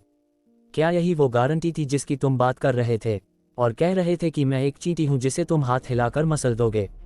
देवांश शांत खड़ा था, शिंदे के टूटे हाथ को देखते हुए। उसके चेहरे पर हिकारत थी। उद्धरण चिन्ह ... उद्धरण चिन्ह। ये सुनकर शिंदे का बूढ़ा चेहरा शर्म से लाल हो गया। उसका गला रुंध गया। वह एक शब्द भी नहीं बोल पाया। शिंदे को चुप देख देवांश ने व्यंग्य किया, मैं अब इसे मारना चाहता हूँ। क्या तुम्हें अभी भी कोई ऐतराज है? शिंदे का चेहरा सुअर की कलेजी जैसा लाल हो गया। ये पहली बार था जब उसे इतनी जलालत झेलनी पड़ी थी। कुछ पल बाद देवांश की भारी आभा के दबाव में उसने बेहद अपमान के साथ सिर हिलाया। कोई ऐतराज नहीं हुजूर, आप जैसा चाहें वैसा करें। इतना बोलने के बाद शिंदे ने जोड़ा, लेकिन मुझे उम्मीद है हुजूर कि जोरावर रायचंद आग बुझा सकता है। इस बात का लिहाज करते हुए आप उसकी जान बख्श देंगे। आखिर पुणे के लाखों लोग बेगुनाह हैं। देवांश ने तुरंत ताना मारा। मैंने कहा था, अपने आधे अधूरे ज्ञान से वो इस पहाड़ की आग को बिल्कुल नहीं बुझा सकता। कमिश्नर सुरेश पाटिल ने जल्दी से दखल दिया। मेरी गुजारिश है हुजूर, आप पुणे के लोगों के बारे में सोचें और रहम करें। जोरावर को पहले आग बुझाने दें। इस वक्त उसने हालात को पहचान लिया था और जान गया था कि जिस नौजवान ने एक ही वार में शिंदे को अपाहिज कर दिया, वही इस पहाड़ का असली मालिक है। कोई उससे टक्कर नहीं ले सकता। इसलिए उसने देवांश के प्रति अपनी पिछली हिकारत को जल्दी से किनारे किया और विनम्रता से देवांश से रहम की भीख मांगी। ठीक है, चूंकि तुम मेरा यकीन नहीं करते तो मैं तुम्हें पूरी तरह से निराश होने का मौका देता हूँ। देवांश, जो अभी पूरी तरह ठीक नहीं हुआ था, ने लापरवाही से हाथ हिलाया। अगर यह इस आग को बुझा सका तो मैं तुम सबकी जान बख्श दूंगा। मंजूर। ये सुनते ही सबके चेहरे खुशी से खिल उठे, मानो वे लंबे समय से अंधेरी गुफा में चल रहे हों और आखिरकार मुहाने पर रोशनी की एक किरण देखी हो। शिंदे तो सीधे जोरावर के पास गया और सख्त लहजे में निर्देश दिया, मिस्टर जोरावर, पुणे के हर शख्स की जान और किस्मत अब पूरी तरह तुम्हारे हाथों में है। चिंता मत कीजिए। हालांकि यह आग अजीब है, लेकिन आखिर यह शतग्नि चक्र से ही पैदा हुई है। जैसे ही यह चक्र टूटेगा, आग तुरंत बुझ जाएगी। जोरावर ने पूरे आत्मविश्वास के साथ कहा। कभी भी लापरवाही मत करना। तुम्हें पता होना चाहिए कि अगर तुम इस आग को बुझाते हो तो ये पुणे के आधे राजनेताओं और व्यापारियों को बचाने के बराबर है। शिंदे को डर था कि जोरावर उसकी बात समझा नहीं, इसलिए उसने धीरे से जोड़ा, इंस्पेक्टर शिंदे, फिक्र न करें, आग बुझाना बाएं हाथ का खेल है। ये सुनते ही जोरावर की आंखें चमक उठीं और उसका दिमाग उन तमाम फायदों का हिसाब लगाने लगा जो उसे मिलने वाले थे। एक बार आग बुझ गई तो पुणे की आधी पौवम मेरे एहसानमंद होगी। उस वक्त पुणे में क्या मेरा सिक्का नहीं चलेगा? ये सोचकर जोरावर ने देवांश की ओर देखा। उसकी आंखों में हिकारत भरी थी। बेवकूफ, तू खुद मेरे जाल में फंस गया। जब मैं यह आग बुझा दूंगा तो तेरे पास रोने का भी वक्त नहीं होगा। एक दबी हुई हंसी के साथ जोरावर ने शिंदे से विदा ली और फिर से आग की लपटों की ओर बढ़ा। इस पल जोरावर उस धधकती आग को ऐसे देख रहा था जैसे वह अपने भविष्य को देख रहा हो, जो इस आग की तरह ही उज्ज्वल जल रहा था। शुरुआत में तो मैं बस अमृता और उसकी बेटी के साथ सोना चाहता था। मुझे उम्मीद नहीं थी कि वो लड़का अनजाने में मुझे महान बनने में मदद कर देगा। एक बार यह आग बुझ गई तो अमृता और उसकी बेटी के साथ सोना तो दूर, पूरे पुणे में कोई भी मुझसे पंगा लेने की जुर्रत नहीं करेगा। जोरावर खुशी से फूला नहीं समा रहा था और उसके कदम थोड़े तेज हो गए। जल्द ही वह तंत्र को तोड़ने के लिए सही जगह पर पहुंचा और फिर, जैसा कि उसके गुरु तांत्रिक तेजा ने निर्देश दिया था, शतग्नि चक्र के अंदर नेत्र यानी उस काले ऊर्जा मणि को हटाने के लिए अपनी विद्या का इस्तेमाल करने लगा। लगभग 1 कप चाय पीने जितना समय बीतने के बाद जोरावर ने अपनी सारी चालें पूरी कर लीं, फिर अपने हाथ पीछे बांधकर खड़ा हो गया, एक गहरे ज्ञानी का ढोंग करते हुए। और उसके सामने की आग मानो उसकी इज्जत रख रही हो, वाकई तेजी से कम होने लगी और फिर धीरे धीरे बुझ गई। ये नज़ारा देख जोरावर के होठों पर मुस्कान तैर गई। फिर वह शान से मुड़ा और भीड़ की ओर चला, बिल्कुल एक मसीहा की तरह लग रहा था। और इस पल सब ने पहले ही जश्न मनाना शुरू कर दिया था, एक दूसरे को बधाई दे रहे थे और अपनी जान बचने की खुशी में तालियां बजा रहे थे। केवल नायर परिवार की 3 महिलाएं, माँ और 2 बेटियां के चेहरों पर उलझन और गंभीरता थी। जोरावर का ये काम यहाँ मौजूद हर किसी को बचाने के बराबर था और उसका रसूख बहुत बढ़ जाएगा। और देवांश हमेशा के लिए उन तीनों की हिफाजत नहीं कर सकता था। उस वक्त एक छोटी सी चूक हुई और जोरावर की साजिशों का शिकार होकर वे हमेशा के लिए बर्बाद हो सकती थीं। लेकिन चूंकि ये देवांश का अपना फैसला था, हालांकि वे भविष्य को लेकर बहुत चिंतित थीं, उन्होंने ज्यादा कुछ नहीं कहा, बस खामोशी से देवांश के हर फैसले का समर्थन किया। कहो, आग बुझ गई है, क्या अब तुम हमें जाने दोगे? जोरावर ने अपने सूजे हुए चेहरे के साथ जीत के नशे में देवांश पर चिल्लाया। जैसे ही सब जश्न मना रहे थे, नायर परिवार की महिलाएं चिंतित थीं और जोरावर अपनी जीत का डंका बजा रहा था। तभी सबकी आंखों के सामने मंजर अचानक बदल गया। वो पहाड़ी आग जो बुझ चुकी थी, बिजली की रफ्तार से दोबारा भड़क उठी। अध्याय 191, बारिश का आगमन। तुम सबको क्या हो गया है? मुझे ऐसे क्यों देख रहे हो? जोरावर ने बत्ती सी दिखाते हुए पूछा। उसे लगा कि सब उसके करिश्मे से सन्न रह गए हैं। लेकिन जब उसने भीड़ में अपने गुरु तांत्रिक तेजा के चेहरे के भाव देखे और अपने पीछे से गड़गड़ाहट की आवाजें सुनी, तो उसे अचानक एहसास हुआ कि कुछ गड़बड़ है। उसने जल्दी से मुड़कर देखा और पाया कि 100 फीट दूर आग का अजगर फिर से उस बुझे हुए इलाके को अपनी लपेट में ले रहा था, और वो भी पहले से ज्यादा खौफनाक ताकत के साथ। इतना ही नहीं, आग का दायरा पहले से भी ज्यादा बड़ा हो गया था। ये पूरे 40 से 50 फीट बाहर की ओर फैल गया था, जिससे सब डर के मारे पीछे हट गए, इस खौफ में कि कहीं वे इस भयंकर ज्वाला में समा न जाएं। नामुमकिन। मैंने साफ तौर पर षडग्नि चक्र के ताने बाने को तोड़ा था। कायदे से यह आग बुझ जानी चाहिए थी। ये दोबारा कैसे भड़क सकती है? जोरावर इस हकीकत को स्वीकार नहीं कर पा रहा था। वह खाली नजरों से अपनी जगह पर जमा रह गया। जब तक आग बुझी थी वह पुणे में राज कर सकता था, लेकिन अब ये भारी उलटफेर, वह इसे बर्दाश्त नहीं कर पा रहा था। अंत में तांत्रिक तेजा ही था जो उस बेवकूफ जोरावर को पहाड़ की चोटी से दूर ले गया, 50 फीट पीछे। जोरावर, यह क्या हो रहा है? क्या तुम हमें मारना चाहते हो? पहलवान बलविंदर अब और बर्दाश्त नहीं कर सका। वह सीधे जोरावर के सामने गया और जवाब मांगा। सिर्फ बलविंदर ही नहीं, बल्कि वास्तुशास्त्री महाराज माधव और अन्य लोग भी जमा हो गए। जोरावर पर उंगलियां उठाने लगे, ऐसे देख रहे थे मानो उसे कच्चा चबा जाएंगे। शांत हो जाए महानुभावों, मुझे वाकई नहीं पता कि क्या गड़बड़ हुई। कायदे से तंत्र का मुख्य हिस्सा हटने के बाद चक्र अपने आप टूट जाना चाहिए था और आग बुझ जानी चाहिए थी, लेकिन यह जोरावर ने सिर्फ ऊपरी ज्ञान सीखा था। वह इसकी वजह कैसे बता सकता था? इसलिए वह सिर्फ तांत्रिक तेजा की ओर देख सकता था, उम्मीद कर रहा था कि उससे कोई इशारा मिले, लेकिन तेजा ने उसकी तरफ देखा तक नहीं। उसे नीचे उतारने के बाद वह आग को टकटकी लगाए देख रहा था, शायद इसे तोड़ने का कोई तरीका सोच रहा था। ये देखकर जोरावर ने कहानियां गढ़नी शुरू कर दी। तंत्र मंत्र के ऐसे भारी भरकम शब्द बोलने लगा जो आम लोगों की समझ से बाहर थे, ताकि किसी तरह बात को गोलमोल कर सके। देवियों और सज्जनों, मैंने तुम्हें मौका दिया था, लेकिन तुम खुद ही निकम्मे निकले। बोलो, अब कैसे मरना पसंद करोगे? देवांश ने आधी मुस्कान के साथ कहा, जिससे सबके दिल की धड़कनें तेज हो गईं। ऐसा नहीं था कि उन्होंने एक साथ हमला करने का नहीं सोचा था, लेकिन देवांश का बचाव और हमला इतना असामान्य था कि अगर वे मिल भी जाते तो भी उन्हें जीतने का कोई भरोसा नहीं था। शिंदे ने यह सुना और तुरंत घबरा गया। हुजूर, कृपया सब्र रखें। वह बस एक हादसा था। जोरावर के पास आग बुझाने का पक्का तरीका है। बोलने के बाद देवांश के जवाब का इंतजार किए बिना वह मुड़ा और जोरावर के सामने जाकर अपने सही सलामत बाएं हाथ से उसके गाल पर एक जोरदार तमाचा जड़ दिया। जोरावर के शरीर पर सुरक्षा कवच का तंत्र फड़फड़ाया, लेकिन वह शिंदे के तमाचे को नहीं रोक पाया। एक करारी चटाक के साथ जोरावर के चेहरे की दूसरी तरफ भी सूजन आ गई, हालांकि पहली तरफ जितनी नहीं। जोरावर, अगर यह आग नहीं बुझी तो मेरे मरने से पहले मैं तुझे बुझा दूंगा। शिंदे दहाड़ा, जोरावर को लात मारकर पीछे धकेलते हुए। आखिरी मौका, अगर तू आग नहीं बुझा पाया तो उस शख्स के कुछ करने से पहले मैं तुझे खुद आग में फेंक दूंगा। यकीन न हो तो आजमा कर देख ले। इतने सालों से सुरेश पाटिल के साथ रहने के कारण वह जोरावर और पाटिल के रिश्ते को अच्छी तरह जानता था, लेकिन यह मामला पाटिल और खुद उसकी जान पर बन आया था, तो भतीजे पोते का रिश्ता अब कोई मायने नहीं रखता था। कमिश्नर सुरेश पाटिल भी यह बात अच्छी तरह समझ रहा था, इसलिए उसने शिंदे की हरकत के खिलाफ एक शब्द भी नहीं कहा। हकीकत में कुछ लोगों को तो ये भी लगा कि शिंदे ने ऐसा करने की हिम्मत इसलिए की क्योंकि पाटिल ने उसे चुपके से इशारा किया था। जोरावर को लात मारकर दूर फेंक दिया गया। चाहे कितना भी अन्ना हो, वह फिर से आग के पास आया, अपने तरीके आजमाने लगा। अफसोस, जैसे जैसे समय बीतता गया आग पहले बुझती, फिर भड़कती और अंत में 40 से 50 फीट और बाहर फैल जाती, जिससे डरकर जोरावर को भागना पड़ता। और द्रोणाचार्य, जिसके चारों हाथ पैर टूट चुके थे, पहाड़ की चोटी पर लावारिस पड़ा था और फैलती हुई आग ने उसे अपनी चपेट में ले लिया। उसका शरीर और उसकी साधना दोनों राख हो गए। जोरावर जब बदहवास होकर पीछे भागा तो ठीक से खड़ा भी नहीं हो पाया था कि गुस्से से उबलती भीड़ ने उसे घेर लिया। उसके बाद गालियों की बौछार और मुक्कों लातों की बरसात शुरू हो गई। गनीमत थी कि उसके शरीर पर सुरक्षा तंत्र था, वरना इस मार से वह मरता नहीं तो अपाहिज जरूर हो जाता। लेकिन चाहे उन्होंने अपना गुस्सा कितना भी निकाला हो, इस पल उन्हें आखिरकार एक सच समझ में आ गया। देवांश ने जो कहा था वह सच था। जोरावर के पास इस आग को बुझाने का कोई तरीका नहीं था। जोरावर को डर था कि शिंदे और बलविंदर उसे पीट पीट कर मार डालेंगे, इसलिए उसने दर्द सहते हुए चिल्लाया, गुरुदेव बचाए। अगर आपने जल्दी कुछ नहीं किया तो आपका शिष्य मारा जाएगा।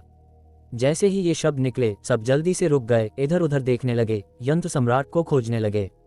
नतीजतन यंत्र सम्राट तो नहीं मिले, बस एक दुबला पतला अधेड़ उम्र का आदमी आग की ओर बढ़ता दिखाई दिया। ये तो वही है जो अभी जोरावर को बचाकर पीछे ले गया था। क्या यहाँ कोई इसे जानता है? जैसे ही यह सवाल आया सबने सिर हिलाया। एक भी ऐसा नहीं था जो उसका नाम जानता हो। क्या इसका मतलब यह है कि जोरावर का गुरु कोई यंत्र सम्राट था ही नहीं? तो क्या उसने पहले जो कुछ भी बकवास की थी वो सब झूठ था? लोग दबी जुबान में कयास लगाने लगे, उन्हें लगा कि यही सबसे ज्यादा मुमकिन है। जब तांत्रिक तेजा आग के 20 फीट सामने पहुंचा तो उसने तंत्र तोड़ने के अपने तरीके शुरू किए। ये षडग्नि चक्र उसी ने स्थापित किया था, उससे बेहतर इस तंत्र की बनावट को कोई नहीं जानता था। लेकिन थोड़ी देर कोशिश करने के बाद वह जोरावर की तरह रिलैक्स नहीं था, बल्कि उसकी हर हरकत बेहद भारी लग रही थी, मानो उस पर हजारों किलो का बोझ डाल दिया गया हो।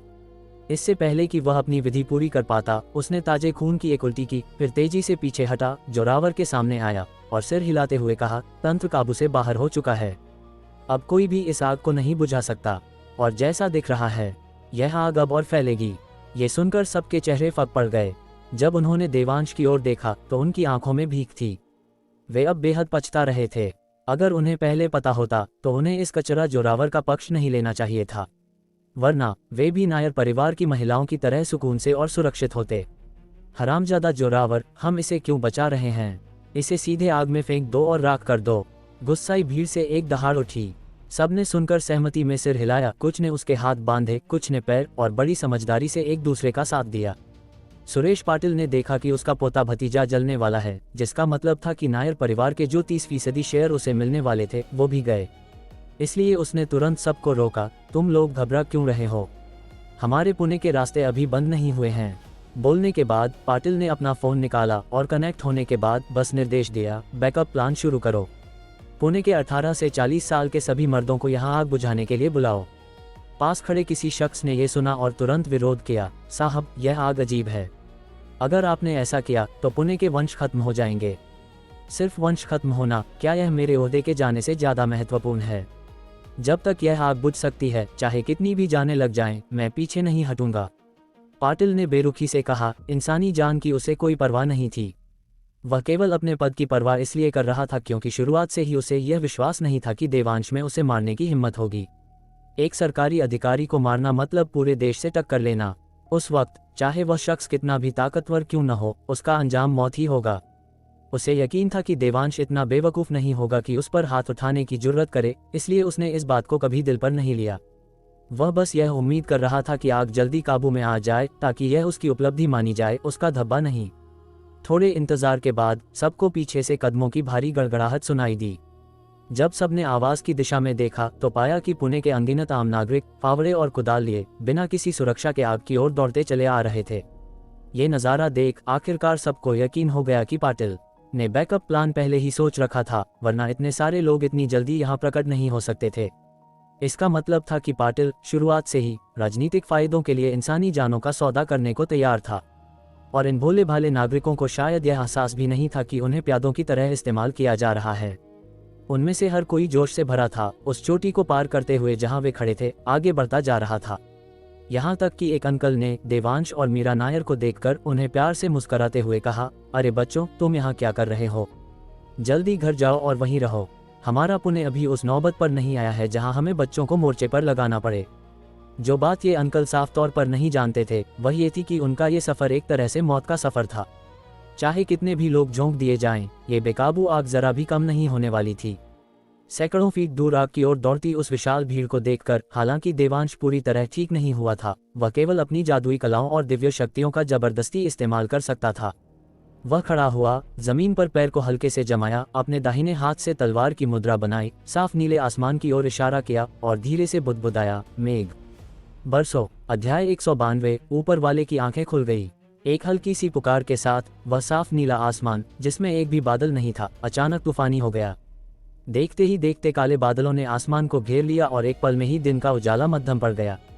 आग की तरफ दौड़ते हुए पुणे के आम लोग इस अचानक बदलाव को देखकर ठिठक गए और आसमान की ओर ताकने लगे। गड़गड़ाहट। काले आसमान को चीरती हुई बिजली की एक लकीर के बाद बादलों की ऐसी गड़गड़ाहट हुई जिसने पूरी पर्वत श्रृंखला को हिलाकर रख दिया। ढलान पर खड़े कुछ लोग तो अपना संतुलन खो बैठे, इधर उधर डगमगाए और सीधे जमीन पर गिर पड़े, जिससे भीड़ में हंसी का एक फव्वारा फूट पड़ा। उनकी हंसी में खुशी थी, कोई ताना या हिकारत नहीं, बल्कि दिल से निकली मौज, क्योंकि वे अच्छी तरह जानते थे कि बिजली और गड़गड़ाहट के बाद मूसलाधार बारिश का होना तय है। उनके लिए, जिन्हें आग बुझानी थी, ये निस्संदेह ऊपर वाले का वरदान था।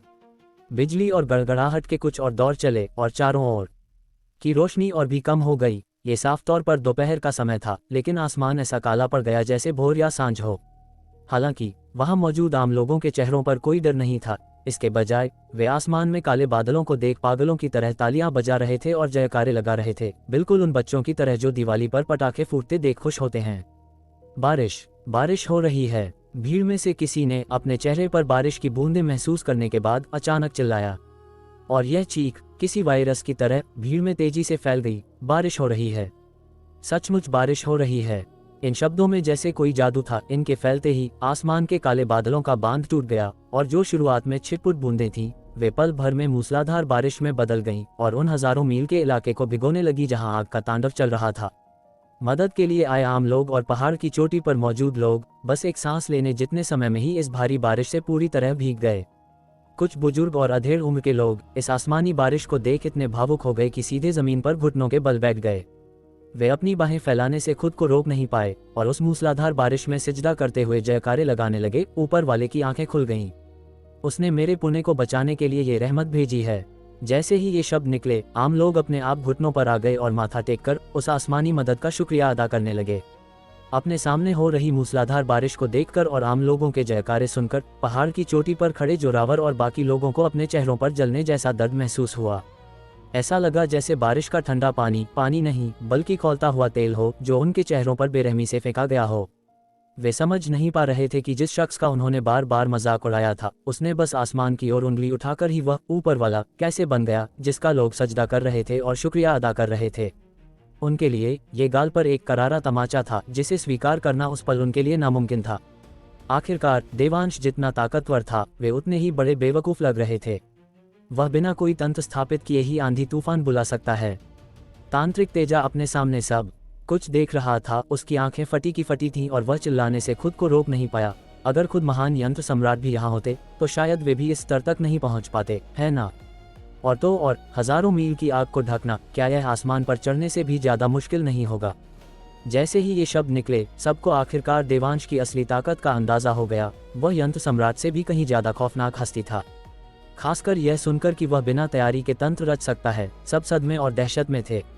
जब उन्होंने देवांश को दोबारा देखा तो डर के अलावा अब सिर्फ अंतहीन पछतावा बचा था। साथ ही उन्हें आखिरकार एहसास हो गया कि जोरावर, वह जानवर, यंत्र सम्राट का खास शिष्य तो दूर, उनका चेला भी नहीं था। ये सोचकर कि उन्होंने इस घमंडी इंसान के लिए एक असली महागुरु को नाराज कर दिया, उनका मन कर रहा था कि जोरावर के टुकड़े टुकड़े कर दें। खासकर सुरेश पाटिल और उसका नौकर शिंदे। अब उनकी इच्छा थी कि जोरावर को कच्चा चबा जाएं। वे दोनों अपने ओहदों का इस्तेमाल करके देवांश को खुश कर सकते थे और इस तरह अपने लिए एक बेमिसाल सहारा हासिल कर सकते थे और फिर राजनीति और ताकत की दुनिया में एक तरफा राज कर सकते थे। अब एक दूर के रिश्तेदार और एक झूठे वादे के लिए उन्होंने एक असली महागुरु से दुश्मनी मोल ले ली। जितना वे इसके बारे में सोचते, उनका गुस्सा उतना ही बढ़ता जाता। जब सब दहशत के साए में थे, मूसलाधार बारिश ने हजारों मील की आग को धीरे धीरे कम कर दिया, और जब बारिश का पानी आग से भाप बनकर उड़ा तो उसने आसमान को सफेद धुंध से भर दिया, जो हवा के साथ बहती हुई चारों दिशाओं में फैल गई। दूर से देखने पर किसी अमरलोक जैसी लग रही थी। नायर परिवार की तीनों महिलाएं पूरी तरह मंत्रमुग्ध थीं। उन्हें इसका बिल्कुल भी अंदाजा नहीं था कि उनके भीगे हुए कपड़ों से झलक रहा नजारा उस अमरलोक से भी कहीं ज्यादा दिलकश था। जनवरी का महीना था और मौसम असल में बहुत ठंडा था, लेकिन क्योंकि वे पहले आग के करीब थीं, पहाड़ की चोटी पर तापमान बहुत ज्यादा था, जिससे उन महिलाओं ने हल्के कपड़े पहने थे। देवांश अभी अपनी साधना के चरम स्तर पर पूरी तरह नहीं लौटा था। आसमानी बारिश बुलाने और आम लोगों को घायल होने से बचाने के लिए उसके पास उन तीनों को हवा और बारिश से बचाने के लिए कोई अतिरिक्त ऊर्जा नहीं बची थी। इस प्रकार उनके कपड़े एक बार गीले होने के बाद उनके शरीर से चिपक गए। इस वजह से उन पुरुष विशेषज्ञों और विद्वानों ने, जिन्होंने पहले देवांश का विरोध नहीं किया था, अनजाने में तिरछी नजरों से देखा। हालांकि हवा और बारिश ठंडी थी, लेकिन अमृता की खूबसूरती ने उनके खून में उबाल ला दिया। जहां तक महिला विशेषज्ञों और विद्वानों की बात है, वे केवल अमृता और उसकी बेटी की काया से ईर्ष्या कर रही थीं। फिर उनकी नजरें देवांश पर टिक गईं और काफी देर तक हट नहीं पाईं। हालांकि वे सभी पक्के तर्कवादी थे, लेकिन अपनी आंखों के सामने सब कुछ देखने के बाद वे देवांश की ओर अनचाहे खींचे चले गए। महिलाएं ताकत की पूजा करती हैं, ये बात उनकी रगों में बसी है, जिसे मिटाया नहीं जा सकता। जहां तक देवांश का सवाल है, घनी धुंध उठने और सब कुछ ढक लेने के बाद उसकी आकृति अचानक झिलमिला गई, और इससे पहले कि कोई देख पाता, वह पहले ही आग के दिल में दाखिल हो चुका था। आग की तीव्रता तेजी से कम होने के कारण देवांश का इसमें प्रवेश करना पहले से बहुत आसान था। षडग्नि चक्र बनाने वाले उन ऊर्जा मणियों का सामना करते हुए देवांश अडिग रहा। इसके बजाय वह और भी भीषण लपटों में कूद गया, फिर सीधे केंद्र की ओर लपका। भले ही चारों तरफ मूसलाधार बारिश हो रही थी, लेकिन अंदर की लपटें पूरी तरह बेअसर थीं, मानो बारिश का पानी अस्तित्व में ही न हो। ये देखकर देवांश को कोई चिंता नहीं हुई, बल्कि उसकी उम्मीद और बढ़ गई। अंदर घुसते ही उसके भीगे हुए कपड़े भाप बनकर सूख गए, जिससे उसकी हरकतें और भी फुर्तीली और निर्णायक हो गईं। जल्द ही अपनी दिव्य दृष्टि के सहारे देवांश लपटों के बिल्कुल केंद्र में पहुंचा, जहां उसने दर्जनों ऊर्जा मणियों का ढेर देखा। देवांश की दिव्य दृष्टि उन ऊर्जा मणियों के नीचे छिपी चीज को देख नहीं पा रही थी, जिससे उसे थोड़ी हैरानी हुई। हालांकि देवांश को परवाह नहीं थी। आखिरकार वह तंत्र मंत्र से बहुत अच्छी तरह वाकिफ था और मानता था कि जब तक वह तंत्र को समझेगा, उसे स्वाभाविक रूप से पता चल जाएगा कि अंदर क्या है। जब उसने इन ऊर्जा मणियों की जांच पूरी की, तो उसका पहले से शांत व्यवहार तुरंत उत्साह में बदल गया, क्योंकि उसने देखा कि ये मणियां एक नियमित और सलीके से सजी हुई थीं, बस किनारे से एक गायब थी। हालांकि इन मणियों को सजाने का तरीका थोड़ा कच्चा था और तंत्र के केंद्र से एक महत्वपूर्ण मणि गायब थी। उसे पूरा यकीन था कि यह निश्चित रूप से किसी विचित्र अग्नि को दबाने के लिए बनाया गया तंत्र था। दूसरे शब्दों में, इन ऊर्जा मणियों के नीचे वह विचित्र अग्नि मौजूद होनी चाहिए जिसकी देवांश को ललक थी। ये समझते ही देवांश ने अपनी भावनाओं को जल्दी से शांत किया और फिर तंत्र का बारीकी से निरीक्षण किया। हालांकि यह तंत्र साधना की दुनिया में आग दबाने वाला सबसे बुनियादी तंत्र माना जाता था, लेकिन इस दुनिया में इस स्तर को हासिल करना ही बहुत बड़ी बात थी। ये जानना जरूरी है कि बहुत कम चीजें थीं जिन्हें देवांश बहुत बड़ी बात मानता था। लगता है कि सदियों पहले इस दुनिया में भी ऐसे ताकतवर लोग थे जो तंत्र विद्या में माहिर थे। अफसोस जन्मजात कमियों के कारण, वरना ये तंत्र और भी उत्तम हो सकता था। अपने अनुभव के बाद देवांश ने अपनी नज़र उस खाली जगह पर टिका दी। ये वही टुकड़ा होना चाहिए जिसे रायचंद परिवार ने खोदा था, जिसने पूरे तंत्र के केंद्र को नष्ट कर दिया, जिससे यह आग दबाने वाला तंत्र उस विचित्र अग्नि को रोक नहीं पाया और वह लीक होकर आसपास के सैकड़ों मील में फैल गई। गनीमत है कि यह जादुई तंत्र पूरी तरह नष्ट नहीं हुआ, वरना पहाड़ी आग की चपेट में आया दायरा सिर्फ ये सैकड़ों मील नहीं, बल्कि पूरी दुनिया होती। देवांश बड़ा चढ़ाकर नहीं बोल रहा था। विचित्र अग्नि को विचित्र इसलिए कहा जाता है क्योंकि यह आम आग से अलग होती है।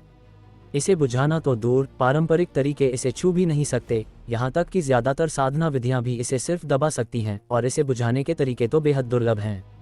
ये साफ है कि यह विचित्र अग्नि कितनी भयानक रूप से शक्तिशाली है। और उन बेवकूफ गुरु और चेले जोरावर और तेजा इस अग्नि के खौफ से अनजान, इस विचित्र अग्नि के बाहरी हिस्से पर एक और षडअग्नि चक्र स्थापित कर बैठे। यह उस विचित्र अग्नि में घी डालने जैसा था, जिससे उसे टूटे हुए जादुई तंत्र से लड़ने की ताकत मिल गई। इन लगभग जल चुकी ऊर्जा मणियों को देखकर अनुमान लगाया जा सकता है कि 1 या 2 घंटे में ये जादुई तंत्र पूरी तरह से भस्म हो जाएगा। उस समय वह विचित्र अग्नि फिर से दिन का उजाला देखेगी, और वह बिना किसी प्रयास के दुनिया की हर चीज को जलाकर राख कर देगी। शुक्र है मैं समय पर आ गया, वरना अगर मैं थोड़ी भी देर करता तो अपनी मौजूदा साधना के साथ मुझे डर है कि मैं अपनी जान जोखिम में डालकर भी इस विचित्र अग्नि का कुछ नहीं कर पाता।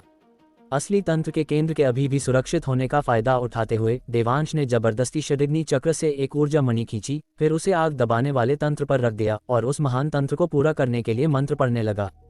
जब उसने इस आग दबाने वाले तंत्र को पूरी तरह अपने कब्जे में ले लिया, तो वह आसानी से तंत्र के अंदर देख सकता था। जब उसने जादुई तंत्र के भीतर असीम अंधेरे में बैंगनी रोशनी बिखेरती एक कमल के आकार की लौ को अजीब तरह से टिमटिमाते हुए देखा, तो उसका दिल बैठ गया और उसके चेहरे पर जबरदस्त कंपन दौड़ गया। जब एक उंगली सिद्धियों को अपाहिज बना दे, तब ये लड़ाई ताकत की नहीं रह जाती, यह औकात की हो जाती है। जिन हाथों ने कानून और घमंड से खेला, वे एक ही वार में टूट गए। और जब भीड़ ने सोचा कि झूठे मंत्र उन्हें बचा लेंगे, तब आसमान ने जवाब दिया। बिना यंत्र बिना तंत्र, सिर्फ एक इशारा, और बादल झुक गए। यह कोई चमत्कार नहीं था, यह चेतावनी थी कि जब इंसान हाथ पार करता है तो ऊपर वाला खुद उतर आता है।